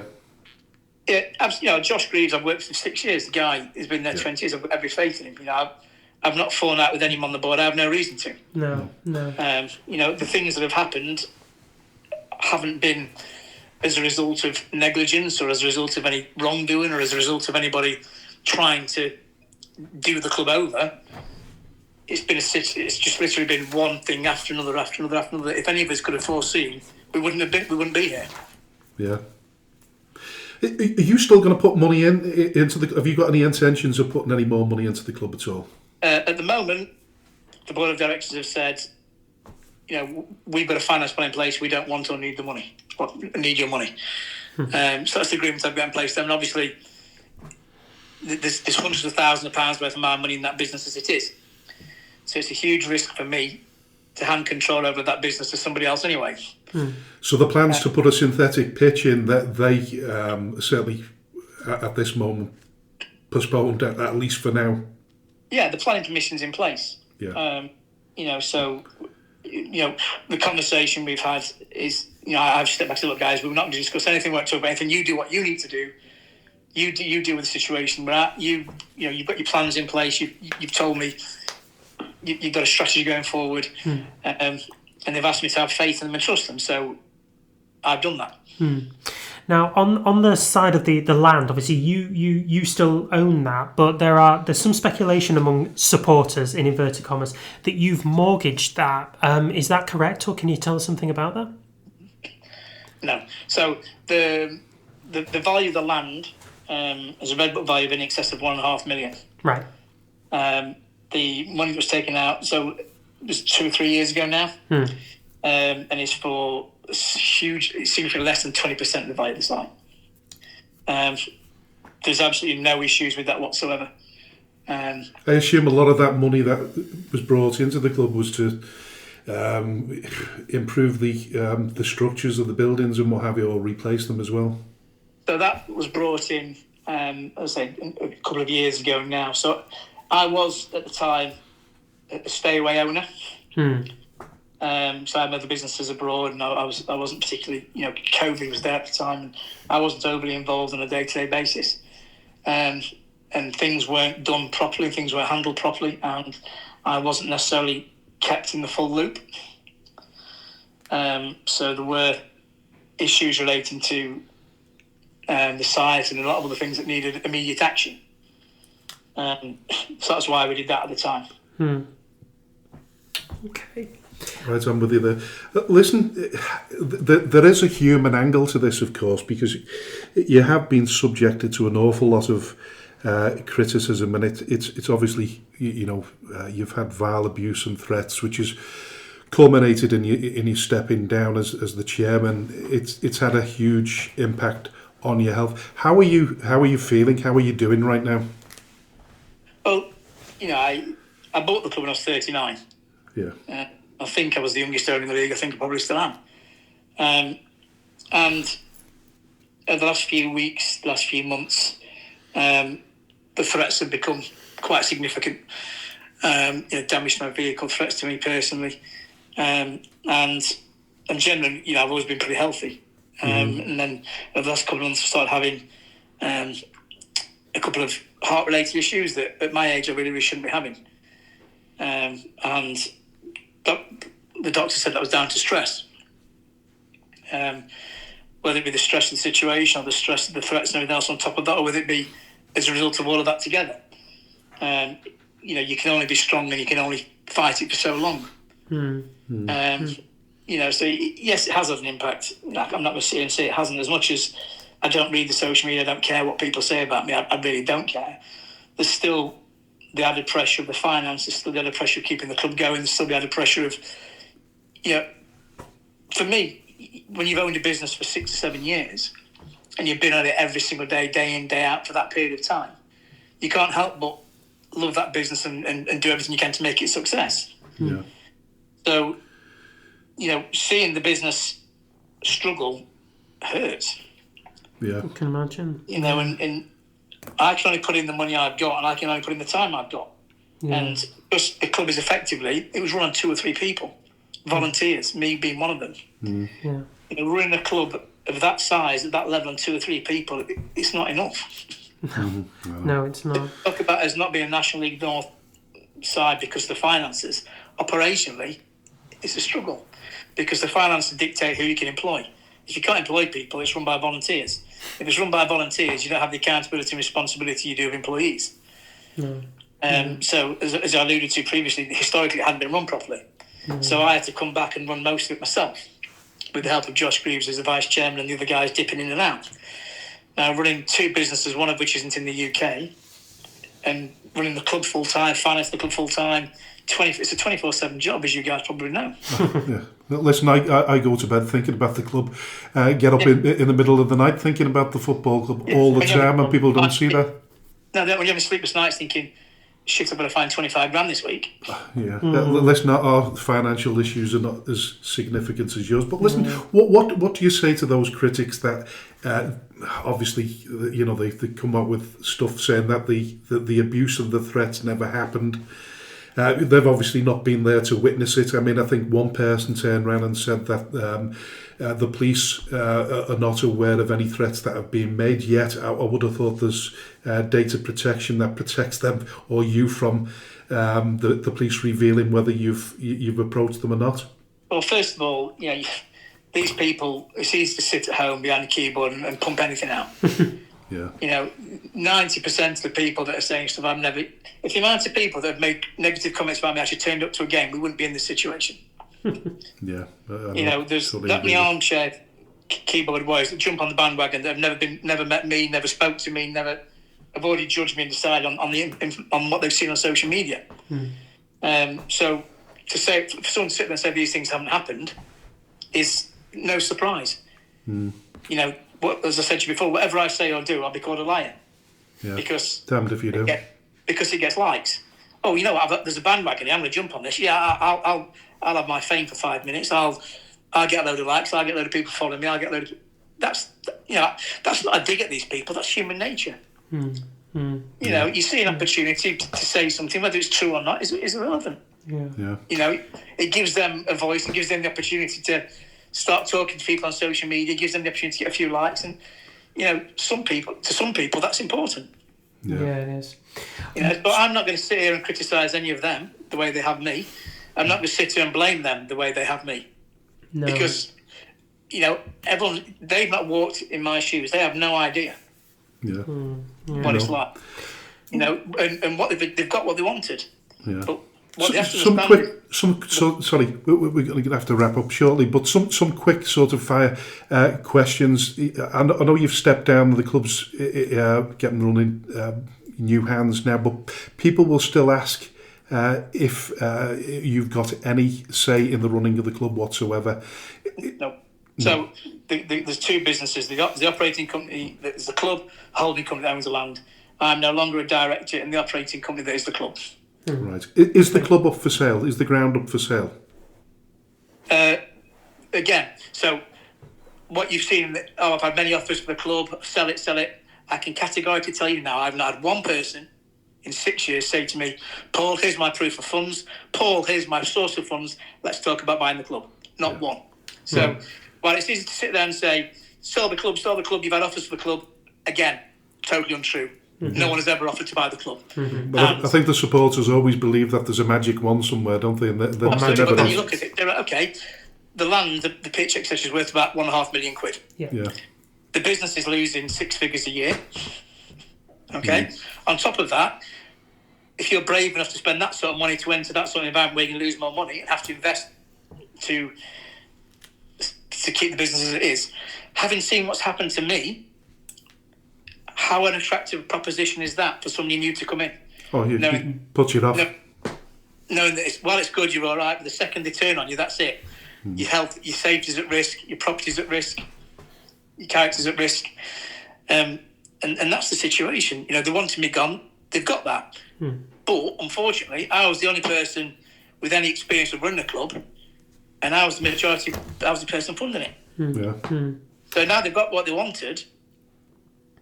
What now? Yeah. So listen, the club has managed to raise 50% of the £25,000 needed to sustain the club till the end of the season and to relay a grass pitch. It seems to have plateaued now at the 50% mark. Is the current board confident that they can meet the sustainability and also the March 31st deadline? When I left, the board said to trust them, which I do implicitly, and they told me they've got a financial plan in place and a plan for pitch. As far as I'm aware, nothing's changed. I don't know what the £25,000 was for. I don't know what the breakdown. I don't know any of that because I'm not involved. No, fair enough. Listen, what lessons do you walk away with from the club, and are there any good memories you can take with you? What lessons do I walk away with? Well, I'll be honest with you. Trust has become a major issue. I said a lot of people that I had a positive relationship were very quick to turn. One thing I've found is that the truth becomes irrelevant. The truth and the actual facts behind the situation are not important to anything. What's important is what people believe. So that's probably the biggest lesson. But in terms of good memories, absolutely, lots. When I took over the club, they were in the Evo stick. We brought the academy in that didn't exist before, and that's now thriving. They are our first team at the moment. But so you can say I've achieved nothing. Okay, fine. I kept the club in the National League North for 5 years. With all the volunteers who have been superb at the club. There's a lot of positives going off at the club. The women's team are incredibly successful, great management team there, great director in charge of that. Same with the deaf section, same with the development section. There are a lot of good people at the club and who are achieving a lot of good things. And it's important to remember that Farsley Celtic is more than just the first team. Yeah, something like 40 teams strong, isn't it? Absolutely. We're a big club. In terms of that, we're a big club. But what we aren't big on is infrastructure. What we aren't big on is getting people through the gate, which is effectively your bread and butter, which is your finance. If on a home game you're not covering your players' wages, you're in trouble. And the unfortunate thing is, at this level and a little bit further down the pyramid, the infrastructure is not great at a lot of football clubs. No, it can't be. You need something at the top to keep financing. It's the only way it can work. It's the way it's been for a long time, and it's the way it will continue to be. And I have been that person at the club. There's, the people that want to naysay. You can't argue the fact that I've done that. Yeah. And do I bear any negativity, or am I blaming anyone else? No, I'm not. No. This is. We couldn't have helped the situation or the circumstance. We couldn't have helped playing at Buxton. We don't want to be at Buxton, but it is what it is. We couldn't help the pitch because who on earth would enter that sort of agreement or that development process with any expectation of failure? Why would I put 50 grand into planning? Why would I put 10 grand a week in since April to maintain the club with expectation of it failing? I wouldn't. No. Listen. Nobody would. And no. I don't bear any grudges against the fans. Am I disappointed and upset with a lot of things you've said? Of course I am. Nobody likes to be lied about. Nobody likes to be threatened. Nobody does. No. Everyone has their own reasons for doing that. Everyone has their own motivations. As I alluded to, it might be that they like the social interaction on social media. It might be that they like the likes. It might be that they want to feel part of something. I get it. The only thing I would have asked is that you kept it to me and left the club out of it, because it's the impact on the club that's causing problems. And again, I'm not blaming them for that. It's just a reality of the situation. Yeah. And if people can't see that, then and want to keep blaming me for it, then that's fine. But I would like to think that anybody with some sort of modicum of sense would say, if you keep slating the owner of a company and the board, it is not going to have a positive effect on the business. Yeah. Listen, it's very, very difficult to win over the critics. I know as well as anyone. I read a post about me a few weeks ago that suggested that because a lot of people had said the same thing about me, it doesn't matter really what the truth is. He believes what he's been told, and that sort of sums up the mentality of some critics. And I know a lot of people are going to be saying this has been sort of a pro Paul Barthorpe interview, but it is your story. It's your truth. And listen, I really appreciate your time. Certainly do. To come. It's been my pleasure. And as I've said, if your mates are telling you something and the people in your community tell you something, it's fact. Yeah. Whether it is or not is irrelevant. And that's the one thing I take away from it, is that there are a lot of good people out there still, a lot of good people at the club. And I am still 100% behind this board of directors. I'm still 100% behind this club. And I always will be, because you don't invest your time and effort and love into something for 6 years to feel nothing. No, of course not. No. Once again, thanks very much, Paul. It's been an absolute pleasure. Thank you. All the best for the future, Paul. Okay. Take care, mate. Cheers, guys. Thank you. Bye now. Bye. Special shout out to all the businesses that support Skelmersdale United Football Club: Origin Sign Company, T&W Garners, 7PDS, Skem Express Cars 5005, Lease Car UK, RNB Auto Centre, SB Skills Solutions, and Hey Presto Web Design. Thank you to everyone who donates to the club, supports our race nights, raffles, and the lottery bonus ball scheme, and of course the last man standing. A special thanks to those who organise these fundraising events, especially the incredible Lee Davis and Lucas Berquist. To all who stand by us both on and off the field, we are truly grateful. If you wish to sponsor the show, please contact me at chairman.skemutdfc@gmail.com or call me on 07766 054 548. All proceeds will go to Skelmersdale United Football Club. Thank you for your unwavering support. Hello and welcome to the third part of the Speaking Frankly Football Show, and a warm welcome to Tom Mcgrew, who's the new chairman of Hamley Town FC. Hello, Tom. Hey there, how's it going, guys? We're going very well. How are you? Doing all right. Trying to waiting for the winter to be over here. Right, just give somebody a little bit of context. Listen, you are an American businessman. You're based in the USA. We'll come to Hamley Town in a minute. Whereabouts do you reside in the United States? Yeah, sure. So my wife and I split time between the New Jersey, New York metro area, and then the Orlando metro area. So we're actually down in Florida. We're about 15, 20 minutes from Disney World. It's usually a good benchmark. I know a lot of people know where that is. But yeah, we both split time between there. But most of our business interests and whatnot are up in the New Jersey, Pennsylvania area. Mm-hmm. Right. In terms of you've managed to acquire 30% of the stake at Hamley Town alongside with your wife. You took over You took the option for shares back in August last year. By the end of January this year, you stepped into the role of as chairman. Yep, that's true. And then, well, there's a lot of, detail about the shares and things like that. I mean, the limited company by guarantee is the one that's operating, and we have the full ownership and control of that at the moment, given. And I assume that may be the focus of some of your questions, but that happened in January when Ron stepped down and stepped away from the club. Mm-hmm. Tom, how did you come to find out about Hamley Town FC, and where did that interest in non-league football come from? I've been asked, that question quite a bit in the past month or so, and I guess I'll start with the latter portion first. Is it's over 10 years ago now. My first time to London, I said I had to catch I'm a huge sports fan, so I said I had to catch a proper English football match. And I went to QPR versus Liverpool, and I was single. My wife and I weren't even together or dating at that point. And I just met some retired folks in the stand there. They said at the end, hey, what are you doing after this? I said, oh, really nothing. And they said, you want to come to the pub with us? There's a bunch of us that go.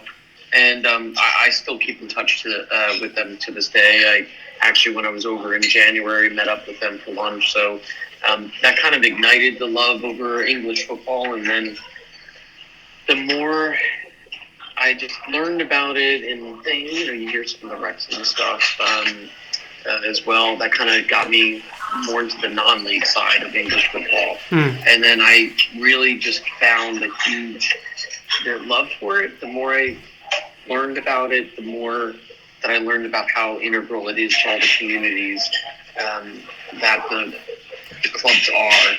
And as somebody like my wife and I are in this, probably isn't all out in the public part, but I'm a volunteer MT of almost 20 years. I've never taken a dollar or a dime for it, just trying to give back to people. My wife and I have volunteered with animal rescues. We volunteered on our honeymoon. It's just kind of that giving back and being part of the community has always been core to who we are. And then there was the aspect of competitive sport. So it kind of fused community integration and giving back with that competitive spirit that there's nothing like the football pyramid in the United States. It's a whole franchise, very commercial things. And that's that. Yeah, I can't put into words. It's just a feeling. Just felt like that it was just. Like I said, I can't even. I'm fumbling over my words now, but it's just something that just seemed really cool, and just wanted to explore more. So then, how did we get into the investment part? To your first question was, as we started finding out more and more about it, we've done well in real estate and other businesses, and we said, this is something that we could put money towards. It'd be helping people, helping communities, getting into sport. That competitive spirit. Let's start kind of pulling at that thread, and we wound up getting connected to a guy who sources, clubs looking for investment with investors looking to invest. Sorry, was that Elliot Stroud, was it? Yes. Yep. Yeah. So Elliot, he's a great guy, by the way. I had a meeting. I had a telephone meeting with him on Monday.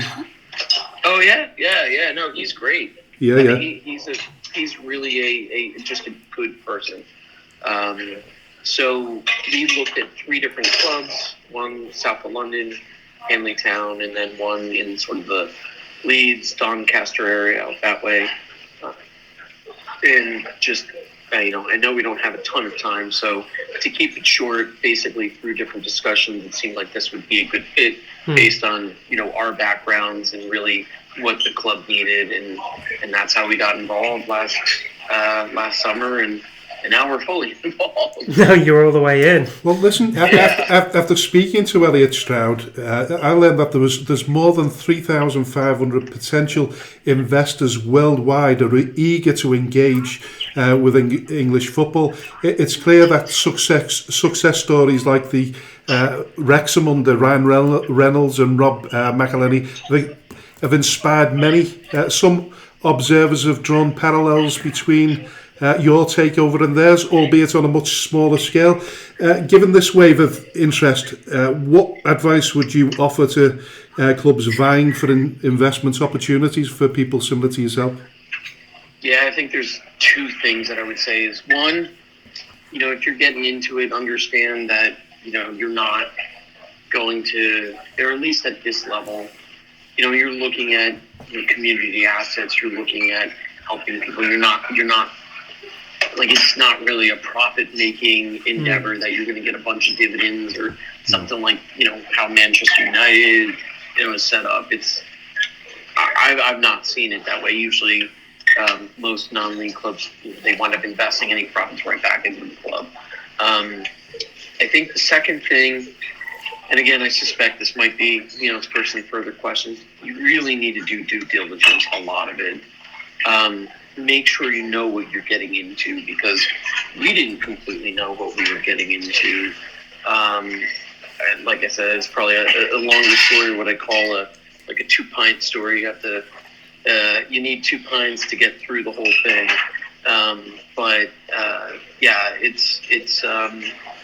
Make sure you do your due diligence, and that was one thing that was really important for us and led to some of where we are now. Is because through different business acquisitions that my wife and I have done in the past, what questions to ask. You have the experience of making mistakes, learning from them, and being better the next time around. But those are the 2 main pieces of advice that I would recommend. And go see the ground, meet the club, meet the volunteers. That's the most important part. Make sure you identify and can relate to the people that you're looking to get involved with, because at the end of the day, all of this it's all around people, right? Yeah. And I think that's the most important piece. Yeah, just for those that are unfamiliar with the club, Hamley Town currently competes in the Northern Premier League Division 1 West. Listen, it's been a challenging season for you so far, with the team sitting close to the bottom of the league, currently second to last. The not doing well from that perspective, and there's a lot of reasons for that. One is just mismanagement by the former chairman before I came in. We were, apparently, and I've heard from multiple people, signing players without the management team's knowledge. And even our current manager now, Scott Dundas, and his team, they've seen their until we came in, their payroll, their weekly budget just get cut, and there's only so much you can do. And then you start getting into, bigger issues too, right? It's tough being at the bottom, and players want to leave. They want to be, in a promotion battle, not a relegation battle. There's a morale aspect when you keep, losing games, or, ones you felt you should have at least walked away with a point, and you walk away with nothing. That affects everybody. It affects the club, and the off the pitch stuff affects the players too. And I know some players have told me that, but even if they didn't, I wouldn't believe them if they told me it didn't, you know? It's just, it's been a tough situation for the club. And, you know, if you look at how we've done recently, I mean, aside from the last game, the previous three, we just played so much different. The energy's been there, and we've picked up 2 points out of 3 games. You know, we're getting different players, and, you know, some of them, because of certain leadership, they don't even want to talk to us, is what I've learned. So, it's been tough, and sometimes I feel like all of this probably happened a little bit too late. But, you know, we're at where we're at. We're going to try and do the best that we can, pick up as many points as we can. I know there's reprieves and things like that, not that, you know, we're banking on it. It's very clear right now that the math is against us, and we're very likely to go down. But if we have things correct, and, you know, I don't know about the other teams, we might be able to stay up, but it's definitely a dwindling flame, so to speak. Sure. We know from experience. I'm chairman of Skelmersdale United Football Club. We're at the lowest level of the football pyramid at the moment. It's very, very difficult to recruit players when you're not doing particularly well. So I can understand how difficult it's been for you there. But listen, you managed to a recent visit to the UK. You actually met the supporters in person for the first time. Can you describe what the experience was like? I would say there were 2 times. I met the supporters on the 18th of January, the match we had there. That's when everything kind of came to a head and changes were made. Then I was there a couple of weeks ago. I had an open Q&A with myself. The management team invited everybody to the clubhouse. We also had open training. Really wanted to be open, transparent, and kind of welcomed so many supporters back who had felt like they didn't have a place to be. So the first time I was there, or I guess the first time this year, back in January, I mean, I had so many people who came up to me so upset. I mean, I had one person yelling in my face about what's been done to the club and how it needs to change, and I don't fault anybody, and I didn't take it personally. There's just a lot of pain that was caused, and the supporters felt it. And I think it was, you know, in some cases, some people came out asking, "Can we help? Can we do something?" So that was the first experience, and, you know, my wife and I said, like, we're going to do everything we can to make sure this club's on good footing. Now, 2 weeks, ago, about, I guess it would have been almost a month later from that first one in February here, we just honestly just believe in just transparency. That's the one thing I think most people can, even in a bad situation, just honest about it. You tell people what's going on, why things are happening, and what we're doing to change it, fix it, et cetera. I was really welcomed by everybody. And the one thing, and I swear it almost brought me to tears, is the match after, I was put in as chairman. Some of the supporters had sent me a picture of, they put some like American flags up in one stand. Awesome. And it was that day where everything officially changed in the company's house and everything.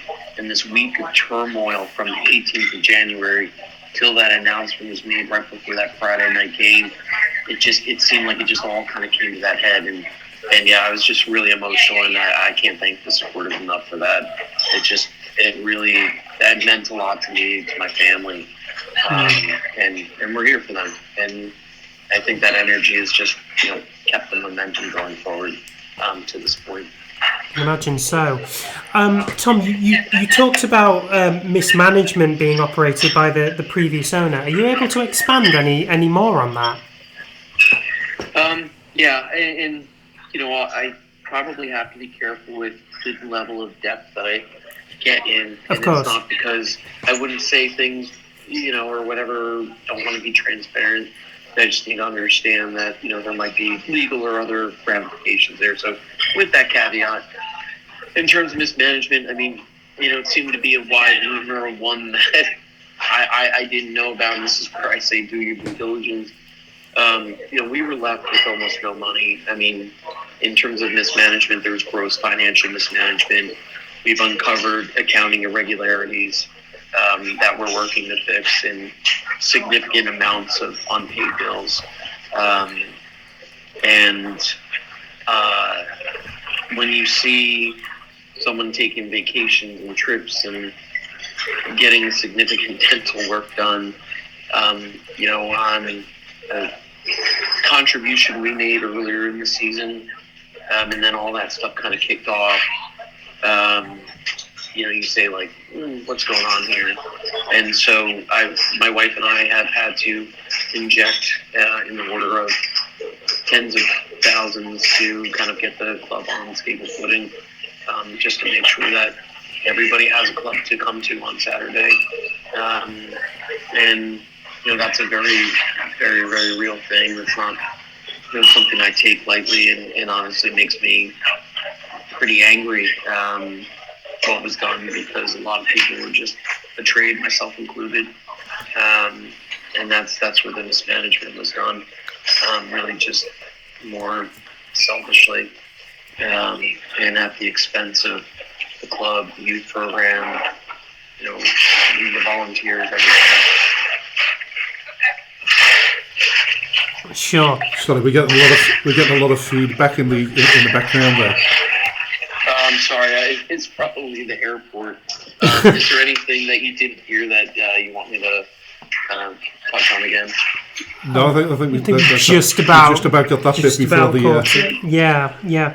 So amidst kind of the mismanagement that you're talking about, that you've uncovered, it was a period of about 5 months between you buying a stake in Hanley Town to then you stepping up to becoming the chairman.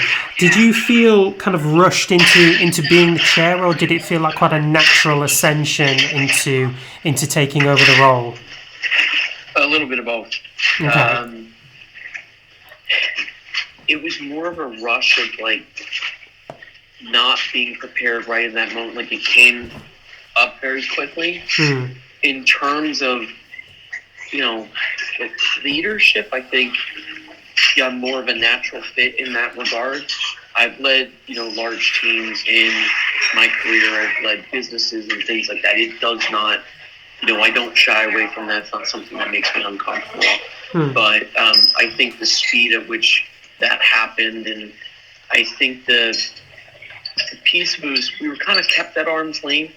There's obviously a distance aspect, and I think that was used to keep us at a distance, from the club, on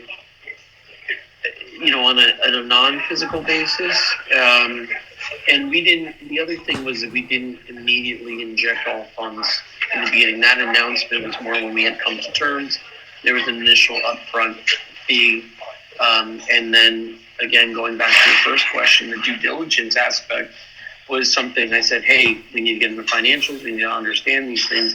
And that's where we never got clear answers. We never got the information, or not enough, and not enough for a business acquisition piece. And my view is always like, it's a little bit of a Ronald Reagan trust but verify. Hey, I don't believe there's anything bad here. At the same time, I can't put a whole bunch of funds into something without having verification of things. And when we kept holding back, we're getting asked, hey, can you contribute more? Well, no, you haven't given us everything. And then, he disappeared and stopped answering questions, and then something seemed to definitely be going wrong. And then, honestly, if it wasn't for like a core of really dedicated, great volunteers who reached out and kind of put things on our radar of what was going on in the past, 2 months before being chair, I don't know what would happen. We probably would not be involved right now. But if it wasn't for the people, I think we would have stepped away. It's the people. Like I said, the most important things, it's always the people. Yeah, it is. Do you, and I hope that this doesn't sound sort of quite crass, do you see your involvement in English football as something of a vanity project? I'm only asking this because, you know, with your business insights and your wealth, that could really influence the club's kind of future trajectory.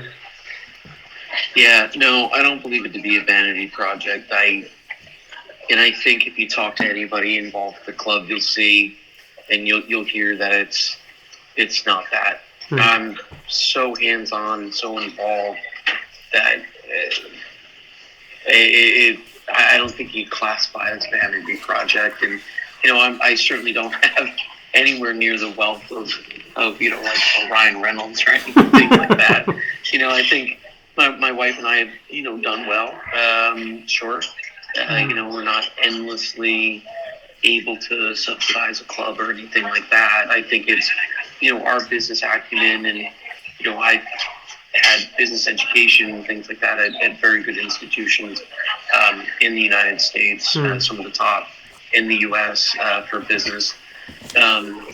And I think the thing is put an effort into, first of all, at this point, make the club stable, but two, really supercharge things. I mean, we've got, you know, a lot of opportunity within the club to grow revenue, which can support the club, support the ground, hopefully rise up the pyramid, right? That's the dream of everything. But, you know, I hope nobody thinks that there's, you know, some £1 million checks so we can, you know, sign, you know, a bunch of players that are. So nobody's asked you how deep your pockets are yet, then? No, nobody has. At least they're realistic. In terms of yourself, I mean, you say that you were based on the East Coast of America. That's got to present its own challenges. How do you anticipate kind of managing this particular deep blue obstacle? And how frequently do you plan on visiting the UK to oversee the club's running? Yeah, in terms of again, answering your second question first, in terms of frequency, not sure just yet. We're going to figure out that rhythm. I think the one thing that I'll say is if there's a need, we'll be there, like an immediate need. And I think you could see that from where we came back, you know, a couple of weeks ago. There was an immediate need to talk to supporters, to get people to come back, to prevent people from leaving, you know, volunteers, supporters, you know, all kinds of people, to rebuild relationships with our sponsors, you know, who, you know, they're questioning things too. How could you not? You know, trying to rebuild all those relationships. So if there's that immediate need, I'll be there. In terms of like a cadence of things, not sure just yet.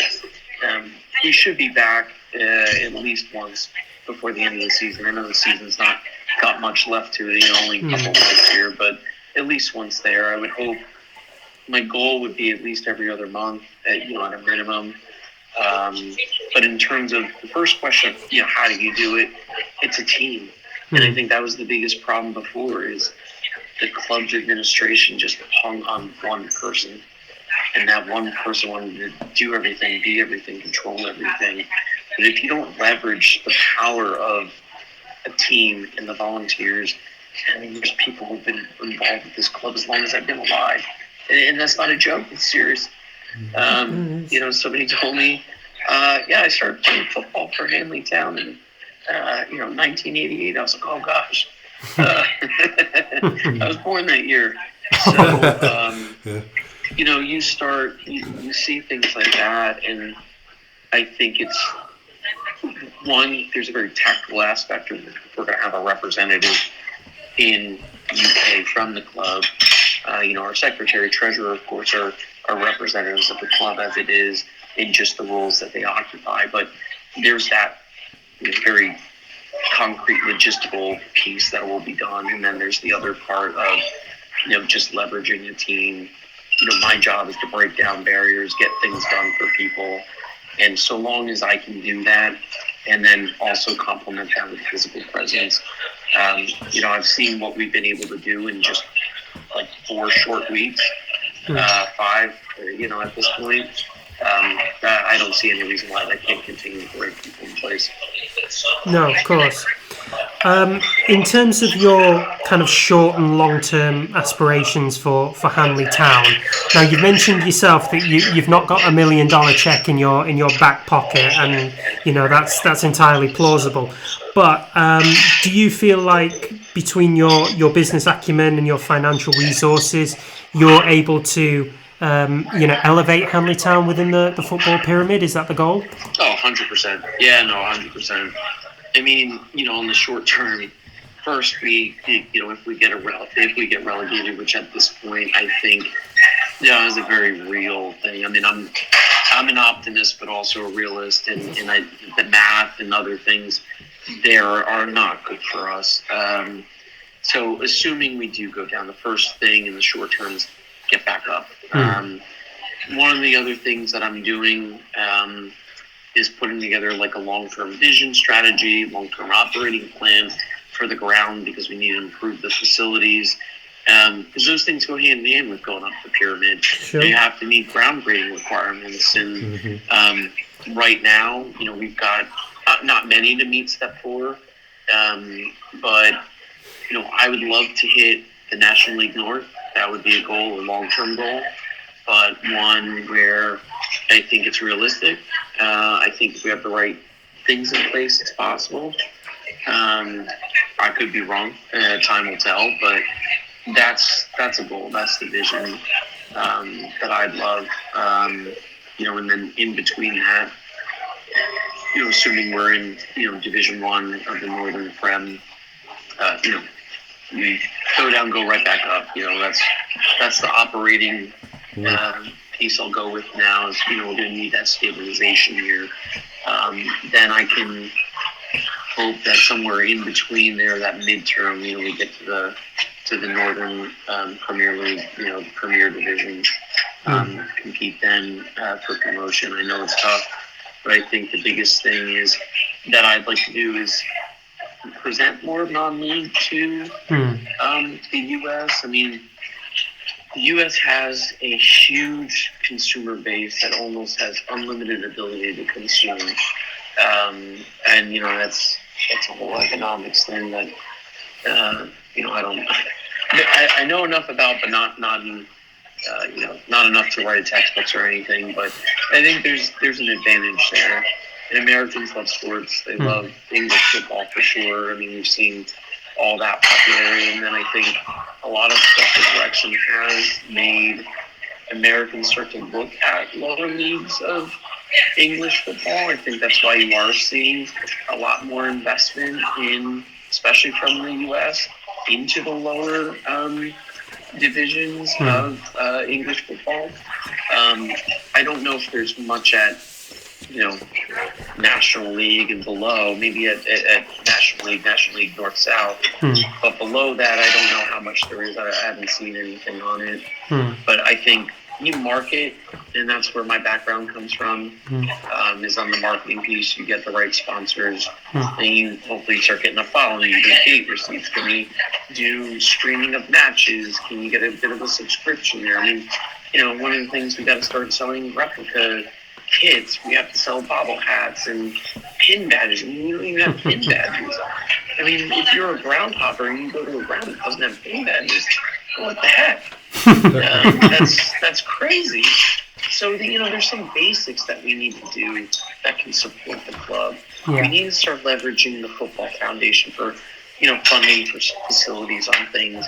If people feel like they can have a good experience, and that's the thing that I think is a very American focus, and I'm not saying it doesn't exist in other countries, but I think Americans focus heavily on it.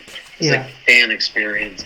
And I think if you've got the right facilities, and a bunch of the supporters where we had the Q&A, they said, I don't care if we go down. I just want my club to be secure. I want it to be there next Saturday when the match, comes up. And I think that's the important piece, and you can attract a lot of people if you have the right experience. And then, that translates into gate receipts, it translates into merchandise, it translates to, a healthier budget, translates to more sponsors wanting to come on board. because you're doing something that, gets them and their businesses. So it all compounds on each other. And then I think, that coupled with, financial backing of some level from us, I think it is achievable, but it needs to be done in a sustainable way. You can't just get money and mortgage everything on trying to get promoted, because once you don't have that anymore, that level, you can't sustain salaries, and you want to fall back, and what's the point? Yeah, you have to do it sustainably. You've certainly done your due diligence on football at this level, Tom. I truly believe that there'll be good sort of positive aspirations for Hanley Town in the future.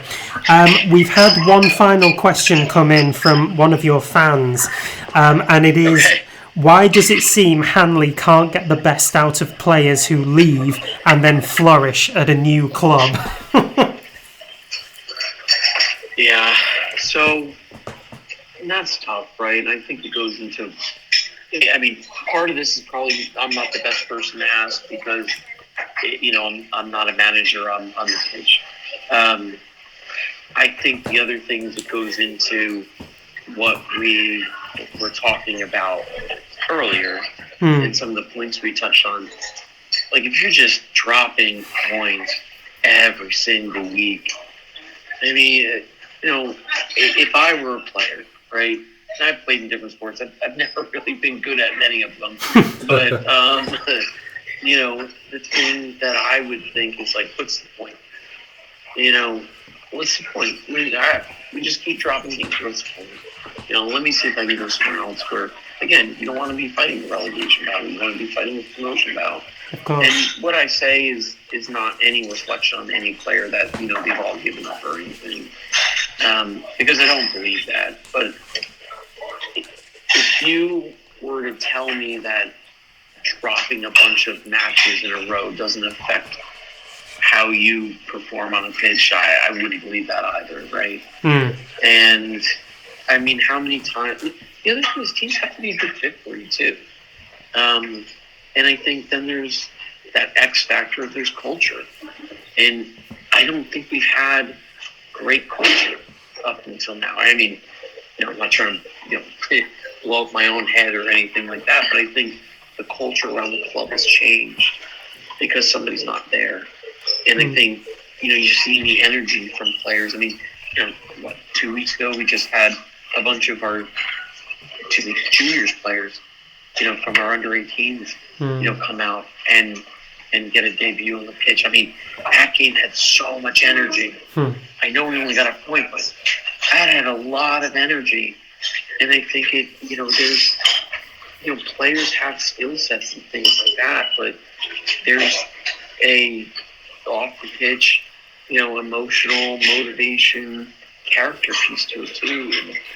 And, good things breed good things. Bad things, unfortunately, breed bad things. Then look at the Premier League. How many players are, do certain clubs sign on these huge contracts?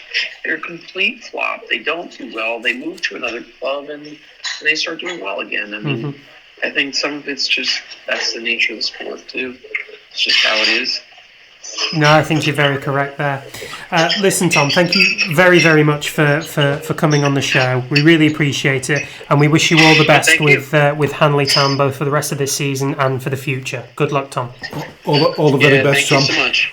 Thanks for coming on the show. Take care, mate. Cheers. Bye-bye now. Have a good one. Cheers. Bye. You too. Special shout out to all the businesses that support Skelmersdale United Football Club, Origin Sign Company, T&W Garners, 7PDS, Skem Express Cars 5005, Lease Car UK, RNB Auto Centre, SB Skills Solutions and Hey Presto Web Design. Thank you to everyone who donates to the club, supports our race nights, raffles and the lottery bonus ball scheme. And, of course, the last man standing. A special thanks to those who organise these fundraising events, especially the incredible Lee Davis and Lucas Bergquist. To all who stand by us both on and off the field, we are truly grateful. If you wish to sponsor the show, please contact me at chairman.nwcfl skemutdfc@gmail.com, or call me on 07766 054 548. All proceeds will go to Skelmersdale United Football Club. Thank you for your unwavering support. Hello and welcome to the fourth and final part of the Speaking Frankly Football Show, and a real big thank you to Tom Mcgrew, the new chairman of Hanley Town. Yep. Listen, apologies for the quality of the call there, but it was a transatlantic call, and he was in the airport, and it sounded as though he was by the pots and pans as they were getting cleaned. I think he had his head in the dishwasher, to be honest, with the amount of crackling that was going on. But we hope very much that this doesn't interfere with how Tom came across. He's clearly very passionate about what he wants to do for Hanley Town, and he does want the best for them. So apologies for the background noise, but we hope the best kind of came out of there. As well, thank you to Paul Barthorpe as well, who was our guest in part 2. That was an astonishing point of view from Paul over what's been a very turbulent period for him. Yeah, and listen, I know there's going to be people throwing accusations of we've let him off lightly, we haven't grilled him. But you know what? We have to assume that it's his truth and he's telling it, and it's certainly from what we've seen in terms of supporters and the critics, there's no real backup of proof there either. We've also said that we've invited people, and maybe somebody now will, as a supporter, want to come on the show to reply to what Paul said, and that we're more than happy to. So we didn't take it lightly. We just asked the questions, and he's answered them in what we believe is a full and frank fashion. It's not easy running a football club by any stretch of the imagination, and it's been really difficult for him. So we applaud him for coming on the show that. And we make no apologies for the way we've done this. No, not at all. We feel we did this the right way, and he spoke frankly, and that's the whole point of the show, and the whole point of bringing guests on. So we do wish him lots of luck in the future. Now we are going to move on to the final part of the show, which, as always, is the expert analysis and the anticipation of the games to come. Now, this weekend is an extra special one because it is the North West Counties Football League Ground-Hop of 2025. Now, for those of you who don't know, Ground-Hop is a brilliant business initiative run by Chris Baresi, who was on the show about 3 or 4 weeks ago. And he sets up a football day, if you like, at non-league level, and it's done all across the country in different counties and in different levels of the footballing pyramid. So this weekend it's the North West Counties' turn to host it. So we will identify the games that go on, but for each day of the weekend, and that includes the Friday where there is a featured game within the North West Counties, we'll let you know, and that is a fixture that you can get involved in through the Ground-Hop initiative. You'll be treated to all sorts of initiatives with that, including transport, food, drink, and a programme as well. So please go on to Google and type in North West Counties Football League Ground-Hop, and you'll get all the information from groundhop.co.uk. I think initially we were before our game was rearranged to a Friday night with Exton. I think we were due to go to the Daisy Hill Everton game, weren't we? Or have I got that wrong? I think we were going to sort of participate in the ground hop weekend. Unfortunately, Skem couldn't. For one, we don't have our own ground. And we were playing away from home. And we were playing away from home as well. Nonetheless, though, there are about 5 or 6 fixtures that do fall under the Ground Hop initiative, so we will point them out as we go across. Now, there are 2 games going on in the Premier Division tonight, Friday the 28th.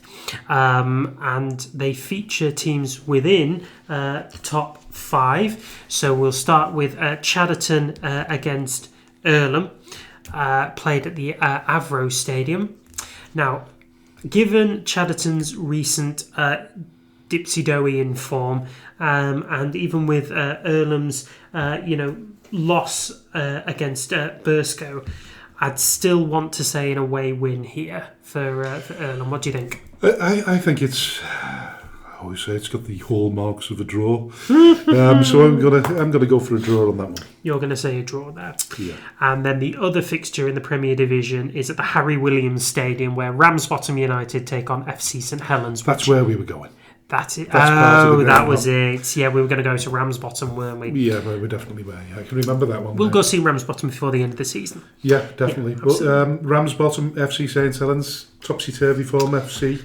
Ramsbottom still got that good chance. I think Ramsbottom are going to win that one. I also think Ramsbottom are going to win this one. They may have lost the last game they played, but they have been on a real hot streak before that, and I think Steve Wilts are going to want to get his boys over the line for this one and keep up the pressure on Bury. And an absolutely new feature to this particular episode, and I've not warned AJ about it, but because it's part of the... I don't look at me in shock. Because it's part of the Groundhop 2025, and we're expecting increased attendance there. Yep. Predictions on attendance. Oh, goodness. Hundreds, not to the nearest figure, but in hundreds. Be a good one, this. Yeah, so Ramsbottom... Friday night. Yeah, I'm going to say about 250. For a Groundhop? 300 then. It's my first Groundhop. I don't know what the scale of it comes to, but I'm going to say 300 then. I'm going to go for 450. Christ almighty. I know how many tickets have been... No, I'm joking. That'd be bad. The thing is, you've got an in with Chris there, haven't you? Right, yeah. So ATT 300. I said 300. Yeah. All right, so Ramsbottom home win, 450 for me, and...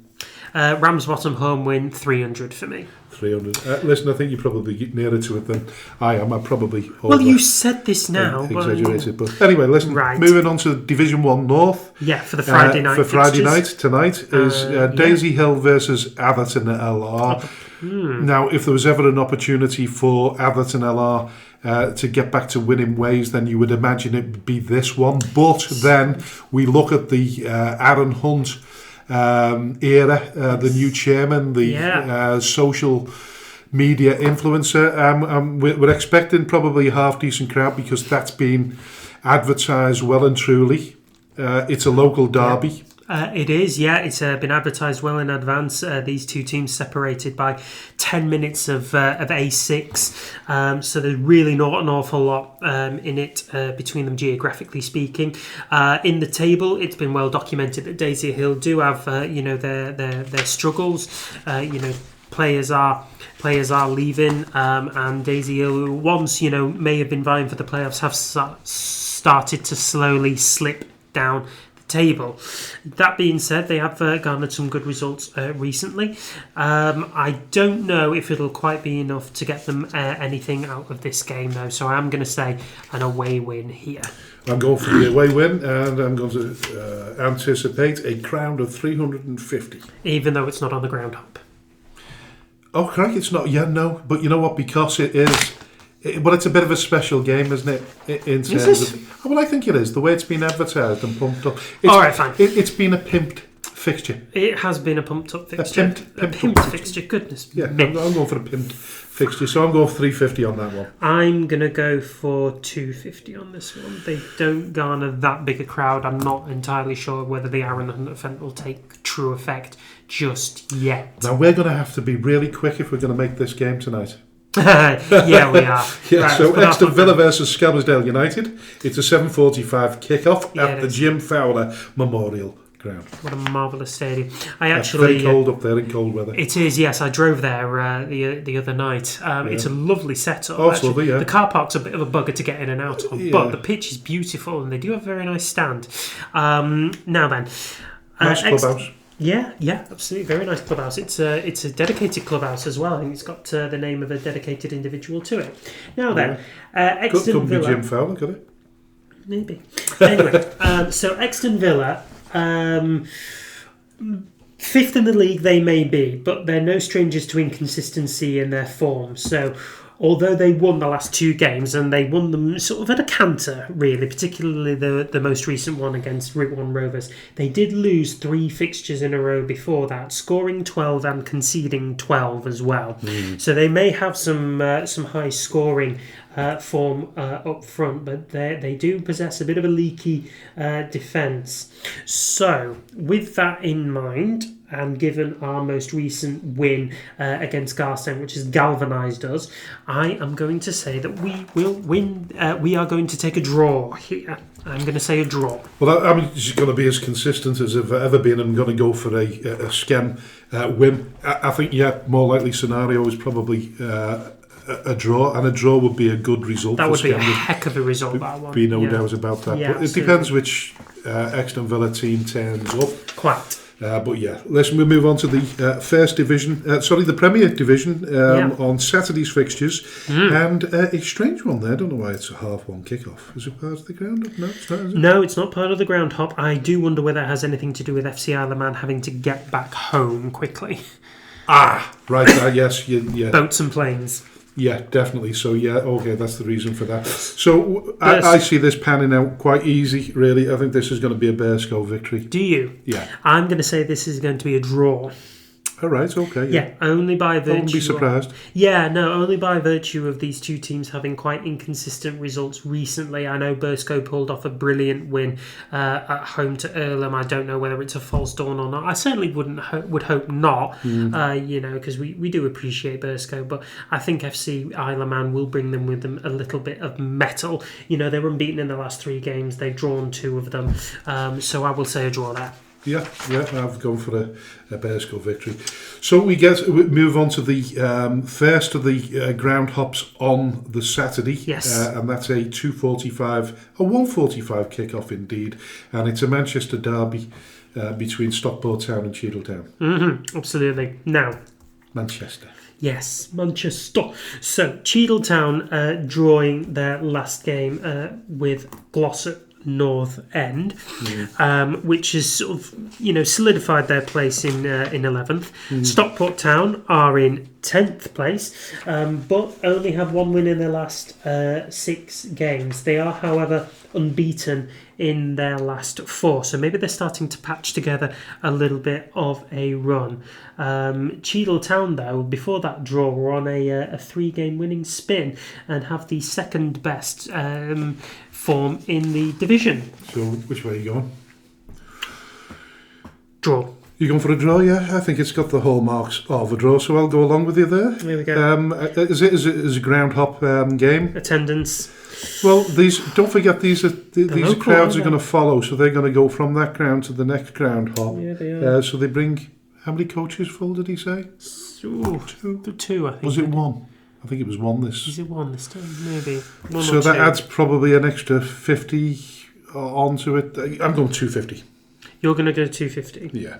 I'm going to go 300 just because the two teams aren't separated by an awful lot, geographically speaking, so there'll be a big attendance anyway. Yeah, go on then. So I'm going to go 300.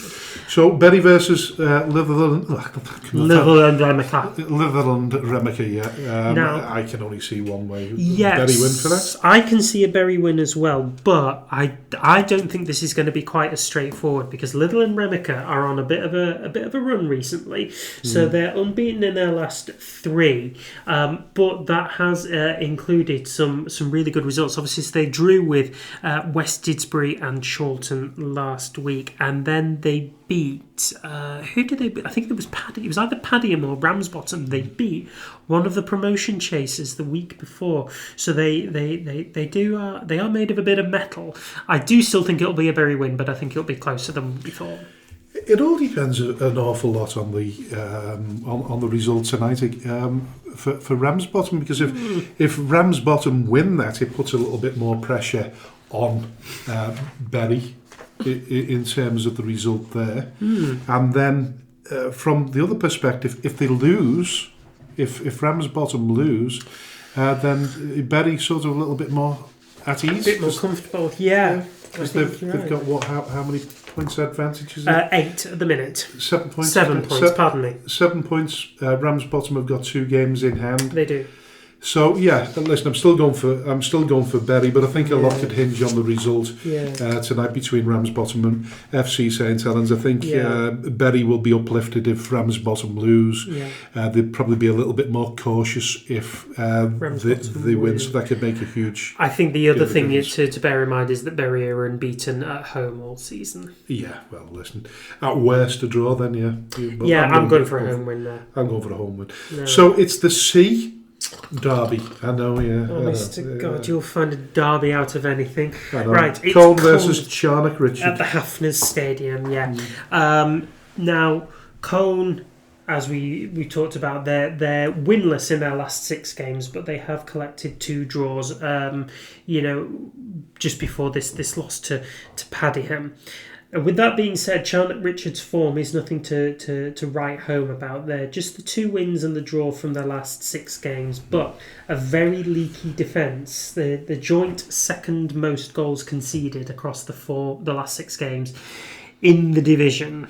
And Colne, obviously, Entwistle continues to be on a bit of a hot streak. I am saying a draw here. I'm going for Colne. All right. Yeah, definitely. Longridge Town versus Lower Breck all day long for me. Yeah, that's Lower Breck. I don't think it's a foregone conclusion because Longridge play really well at their own stadium. They do, which I visited the other day. I couldn't get past the gates. They were padlocked, but I saw the outside of it. It was really nice. And there's a Sainsbury's round the corner. Have you seen the view from there? I haven't, no. Oh, well, I mean, it's surrounded, isn't it, with cricket clubs and rugby clubs and whatever, or tennis clubs. Longridge is a beautiful but very remote part of northern Preston, and it's lovely setup they've got there. Very, very nice. That being said, though, I predict Lower Breck to come all the way from the Anfield Community Stadium and tread all over that and spoil the view and spoil the atmosphere and win.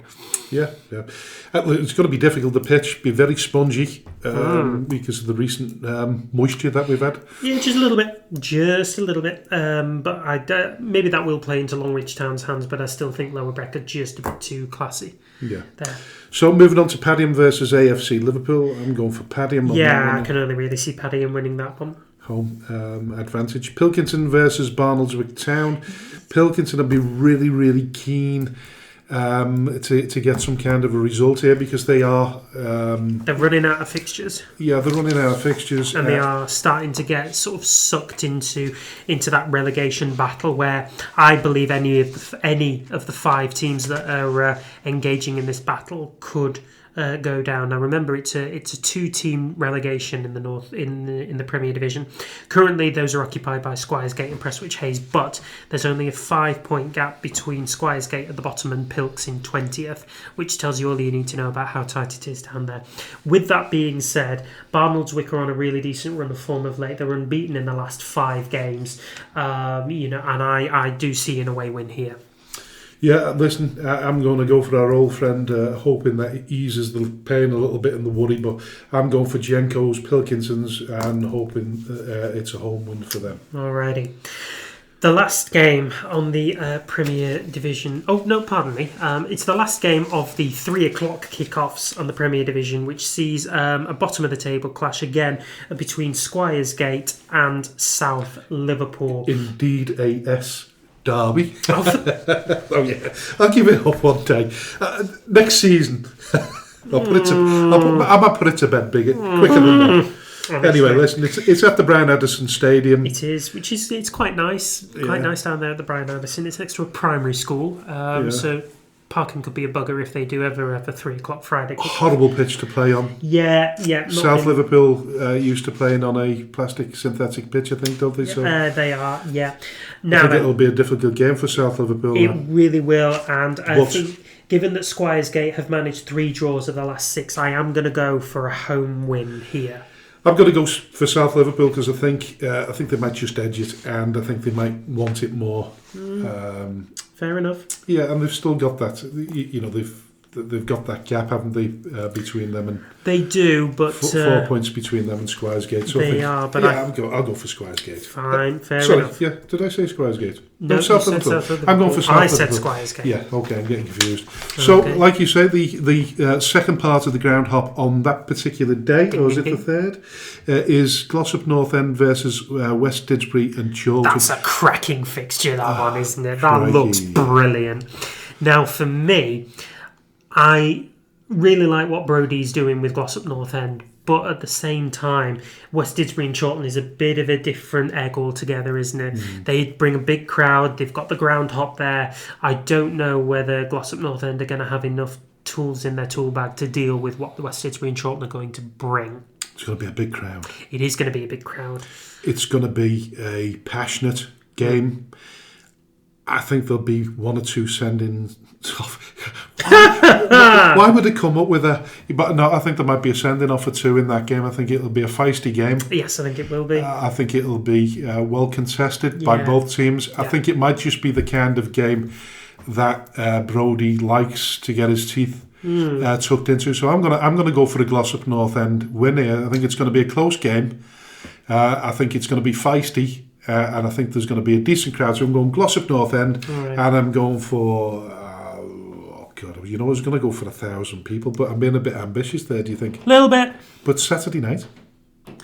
It's Saturday night, yeah. And you know what? It's a game that I would like to go to. Yeah. But I think the wife might have designs on me going the bingo. Well, is it Saturday night or Friday night? It's Saturday night. Saturday night at the movies. God.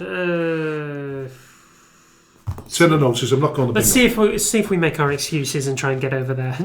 So late night foray into Glossop. Yeah. So what are you going? So for me, for all the talk I've said about West Didsbury and Chorlton presenting a different kind of challenge, I think Glossop do bring themselves their own difficulty. I think Brodie's making them difficult to beat. I think West Didsbury and Chorlton will just edge it. I'm going to say an away win. For me, I think the ground hop boost will bring in about 450. Yeah, I think it'll be the biggest gate of the ground hop. I'm going to go for 500. I was going to go for 1,000. If it is 1,000, then I don't know. You're going to pay some kind of special. If that's 1,000, then fair play, because Glossop will have taken a bit of pocket money from that. They take a fair bit of following with them, though, don't they? They have a really good gate and. At home, yeah. They might invest in this because it's the ground hop, so they might just take a few. Might surprise it. I think we had in excess of 600-700 in the last ground up. Some of the ground. Well, bonkers, they were on average. They were around about. We played at Charnock Richard, and I think there was over 600, possibly nearly 700. That's really good for Charnock Richard as well. That's quite a cut-off ground. But don't forget, it's not just the people that arrive on the coaches, it's those that converge, that drive themselves. Oh, God, take themselves to it. Why do they do that? I'm changing it to 600. You're going to change it to 600? 600, yeah. What's the appeal for the ground hop if you're not part of the whole kind of ground hop pub experience and everything like that? I think it's knowing that there's going to be a healthy gate there. It just adds to the interest. You know yourself, if you're facing, I don't know, say if Scum United Football Club now step 6 in the pyramid and they're playing Chester say we were in the Cheshire Scenic, I know we're not, but say we were in the Cheshire Scenic Cup and it was a quarter final, that'd be a healthy gate. No. Yeah, you'd get a really good gate for that. All right. You get more than you'd get against Bury. So we did 4-digit turnout then. I think it'd be certainly close to the 8. Yeah, 8 and that's 900. really good. That. Yeah, it's a great atmosphere. Yeah. Right, we'll move on to Saturday kickoffs in the First Division North. South. All right. Even though we're not in action on the Saturday, and then we'll go north then. Let's change the trend. We'll go north here. We'll go in order here, so we won't forget. Right, so we're going to start in Ashton, where Kevin Towie's Ashton Town welcome Route 1 Rovers to the Bartons Group Stadium. And I think this is going to be a home win. I think the Lomax brothers will certainly have some kind of involvement in that one as well, as they often do. But Ashton Town taking 3 points there. And a big killer for us, of course, is the fixture Garstang versus Thornton Cleveley's. 2 strugglers at the wrong end of the table. Yeah. It's an away fixture for Thornton. I think Garstang, I'd hate to say it, but I think Garstang might just edge this one. Do you reckon? And that'll sort of put paid to our hopes of, floating? Maybe. For me, I still think Thornton Cleavelys do have a little bit about them that that they can pull something off. And I think Garstang will be quite downtrodden by the manner in which they lost to us. So for me, that's going to be an away win. I think Garstang could win it, but I think realistically, maybe a draw. Right. A draw wouldn't be too bad. No, okay. Mcgrew versus Holker Old Boys. I'm going to say an away win there. I know we've seen Holker Old Boys have a bit of a struggle recently. 2 losses in the last 6 games, but I do think they'll just have a bit too much quality for Mcgrew. I'll go for a draw there. Main Road versus Ashton Athletic. An away win again for me there. Actually, no. Do you know what? I'm going to say a draw. I know that Ashton Athletic beat Holker All Boys, but they've got sort of quite. Oh, did they? They've taken a draw and then a win. No, I am going to go away win. I'm going to go an away win. I'm going for Main Road. You're going to go home win, right? I'm going to go Ashton Athletic and Deck Barlow to score because he always scores. Deck Hill, pardon me. Well, Steaton versus Nelson's a big game in terms of Atherton are playing tonight. Yeah, in terms of the top of the. They can reduce the deficit. The deficit there, and Steaton. It depends which Steaton turn up. We've played them a couple of times, and they seem to be able to play good football. But that being said, they got hammered by Garstang a week ago. So 2 local weeks ago. derby, really. This isn't it. In many ways. Steaton versus Nelson. Oh, it's not really, is it? No, Nelson's in Blackburn, Steaton's in Bradford. Oh, still a bit of a mooch for Nelson to get over there. Notice, it's an away win for me. Yeah, I'm going for Nelson as well. There you go. Division 1 South. Yes, absolutely. And part of the ground hop, 11 o'clock kickoff, starting off really early there. Stockport Georgians versus Sandbach United. Yeah, so Stockport Georgians were on the end of that 6-2 hiding by Market Drayton Town last week. Congratulations, Dan. I'm going for Sandbach. Yeah, I'm going to go for Sandbach. I'm going to go for Sandbach, and I'm going to go for a crowd of 400. All right. I'm going to say Sandbach as well. I am going to go for a ground of 300 on this one. And I haven't mentioned the fact that it's an S derby. So, Abbey Hulton versus Camelheads. Back to the 3 o'clock kickoffs. That's Abbey Hulton. All day long, and I think that might be by quite a considerable margin. So it can be about 3, I think. Allscott Heath versus Alsager Town. I'm going for Allscott Heath. Yeah. Market Drayton versus Asheville. I'm going to put my backing into Market Drayton Town on this one. Yeah, we're back in Dan Dawson there, aren't we? Yes, we like Dan. He's a nice guy. Yeah, but by the time we've interviewed everybody... We'll be rooting for every single team and everything will be a draw. Which will all both be an impossibility, as you say there. Shawbury versus Barnton. I can only see Barnton winning that. Yeah, same here. Stafford versus Runcorn. I'm going to say a draw. I think Runcorn are going to nick this one, and I think that will settle the title. Well, almost settle the title, because Winsford versus Eccleshall, I think that's definitely a Winsford win all day long. Yes. New Mills versus Cheadle Heath, another part of the ground hop. That's a 4:45 kickoff. I'm going to go for Cheadle Heath Nomads there, and I'm going to go for a crowd of 400.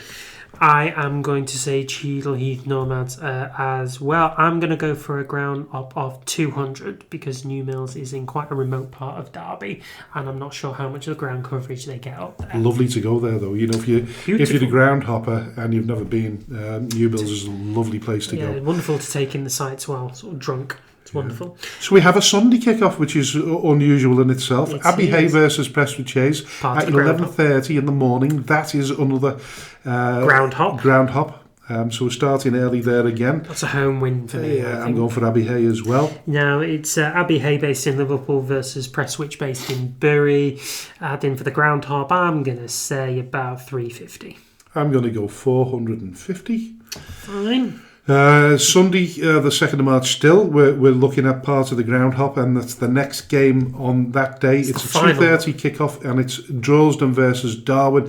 This has got the hallmarks of an incredible game. Yeah, it really does. So Darwin sort of free If scoring, I was watching a game, free-spirited. that'd be the one on Sunday. Yeah, it is. So Droylsden, their home record has, obviously set the precedent for where they are in the league. Enormous crowd of baying fans behind them. But Darwin on an absolute purple patch themselves, free scoring, free running. I'm. Let me see. I'm thinking. Could be a draw. I'm thinking a draw myself. Well, yeah. I'm going to go for a draw. I'm going to take back what I said before, because I thought the biggest groundhop crowd would be Glossop North End versus West Didsbury. Droylsden versus Darwin is most definitely on a Sunday. I'm assuming there's no Manchester United, so Man City's playing. I've not looked, so I don't really know. But providing it's the FA Cup this weekend, so City are still in there. I think it's just United that play on the Sunday Sunday. Right, okay. Yeah, so I'm going to go for a crowd in excess of 1,000 here. I had put down my attendance for 1,100 there. Yeah. They got 750 out of us. Yeah. So they're going to get way more out of that this weekend. I'll go for 1,200. It'd be a nice little payday for Droylsden. Droylsden and Dave Pace. Best of luck. Good luck to the fellas there. But I think that's going to be a fantastic game. That's going to be a wonderful game. Really, really good stuff. Just delving into next week's fixtures, there's two. One on the Tuesday, Ramsbottom versus Padiham. That's a belting game. That's one of their games in hand, isn't it? Absolutely brilliant. Yeah, it is. It's a difficult one. It's going to be a horrible game for both teams, really, when you think about it, because whatever which way happens, the advantage goes to Bury almost automatically, really, doesn't it? Yeah. I am going to say a draw.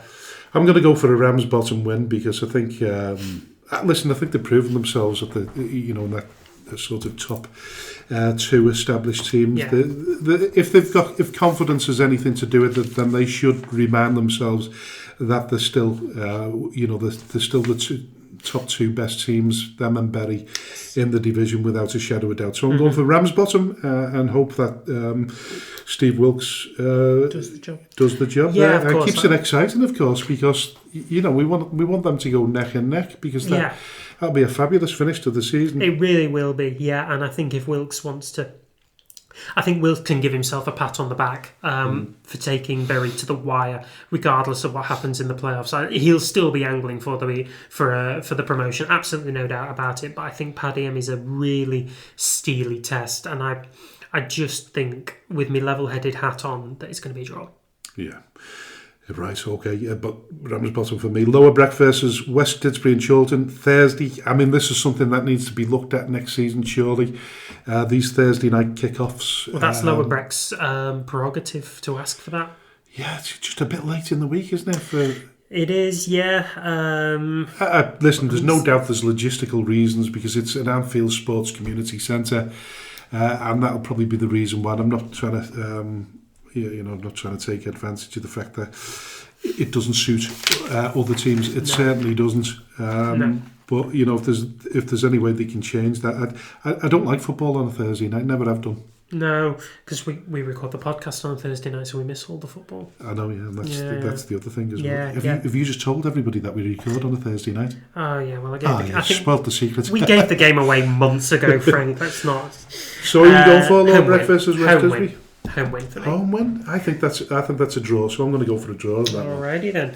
So by virtue of Frank not getting his organisation together, I think I win. The match predictions for last week. Well, I've got them here. Having got 12. If you want to look at them briefly, there I can't work them out. But fine. I'll if you want to do that while I ramble on and leave with that final question that I always ask about what you've learned this week so far.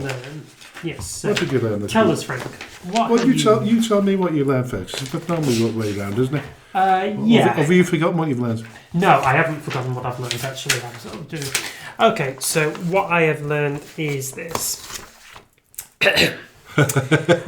Chairmen go into this game of football with the best intentions of what they can do for a football club to affect change, not affect their own bank balances and their own pockets. I think that is as clear as day at this level, that you're not getting into it for profit.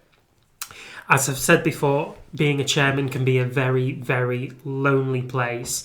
And I think it can also get to a point where it can be quite dangerous if the voices around you get loud enough and the naysayers continue to be given a pedestal on which to shout, whatever comes across, their mind. I think that for me is the biggest learning curve, and I think the final point that I will say of what I've learned is that there is always a time to walk away if you feel like this is the game of football is affecting your health far beyond what's to be expected of you as a chairman. There's a right time to walk away. Do you think Paul might go away for a short period of time and come back? I don't think it's the end for Paul Barthorpe at Farsley. I don't. I think he has a passion for the football club now, and he'll want to put things right. Not that he's put anything wrong, but he want to put things into perspective, and he'll want to prove a point. He will want to prove a point. I just don't know whether he feels like it would be worth it to do that. I don't feel like it would be. For me, I think it is the end. I do think that Paul will kind of walk away from this with some regrets, but with no regrets that this is the right thing to do for his health and for his well-being. So listen, he's obviously already said there's no way of selling the football club because there's no magic wand, there's nobody interested, there's no investors there. No. I did fail to ask him the question really whether he's still going to invest in a plastic pitch there, because as a business there's two separate businesses there. He'll want to get something from his return if he can't sell it. Yeah. So maybe he's going to be there for a long time. Maybe. You would hope so. You would hope that he finds a way to kind of fall back in love with the game and with the with the club and re-establish that good relationship with the supporters. And in respect of what I've learned, don't ask how deep one's pockets are. Be careful what you wish for, but also look at the sort of human angle when you're criticising people that have invested heavily into a football club. We all want stakeholders, investors to come to our football clubs and plough money into it. The minute that they either stop or they can't carry on providing finances, you're all up in arms. I just say, listen, give a bit more consideration to the human aspect of it and the psychological impact it has, albeit Paul said he's not affected by that. I believe differently. I think as chairman we do read what's going on. Certainly if we don't read what's said on social media, we get told on a regular basis. And it does hurt in many aspects. But we all have our own truth, and I'm pretty sure that Paul has been as honest as he possibly could. And what started out as a passion has become a pain, unfortunately. So yeah, I'd say be careful what you wish for, and don't ask the questions about how deep a chairman's pockets are. Turn up to the games, win, lose or draw, because the finances are needed. We've talked about City of Liverpool today. If you're not willing to go and support the team, then you add into the financial pressures that they've got. But listen, on that note, I will leave the final goodbyes in the hands of AJ. Now, I don't know whether you want to tell me roughly whether I've beaten you yet or not. 1, 2, 3, 4, 5, 6, 7, 8, 9. So you've got 9, but I've still got a couple of them to go. So you're trying to work out who this last week's winner is. I think we might be neck and neck here, might we? Yeah, so Stafford Town versus Ashville. You know what? Some of the results are actually Stafford Town won. So that's 10. Paddingham versus Cone. You said Paddingham, so you were right there. And then Longridge. Getting close. Yeah, it's there. I didn't count that one. So it's just Lower Brett versus Chatterton and Winsford versus Shawbury, and they're not on. They're not on these Are they? No, they're not. I mean, don't know what's happened there. Listen, we'll call it a draw for now. We'll call it a draw for now. That's fine. I'll take a draw here. We'll get Carol Waterman to do the countdown. Go. So you've been listening to the Speaking Frankly Football Show with me, AJ Vijet, and my co-host, Mr. Frank Hughes. Please remember to subscribe to us wherever you get your podcasts, and please also remember to rate and review, because we do really appreciate the feedback. Please also subscribe to us on the podcast channels to be the first to find out when a new episode has been released. We are also available on Facebook and X under the banner Speaking Frankly. You've been listening to the Speaking Frankly Football Show.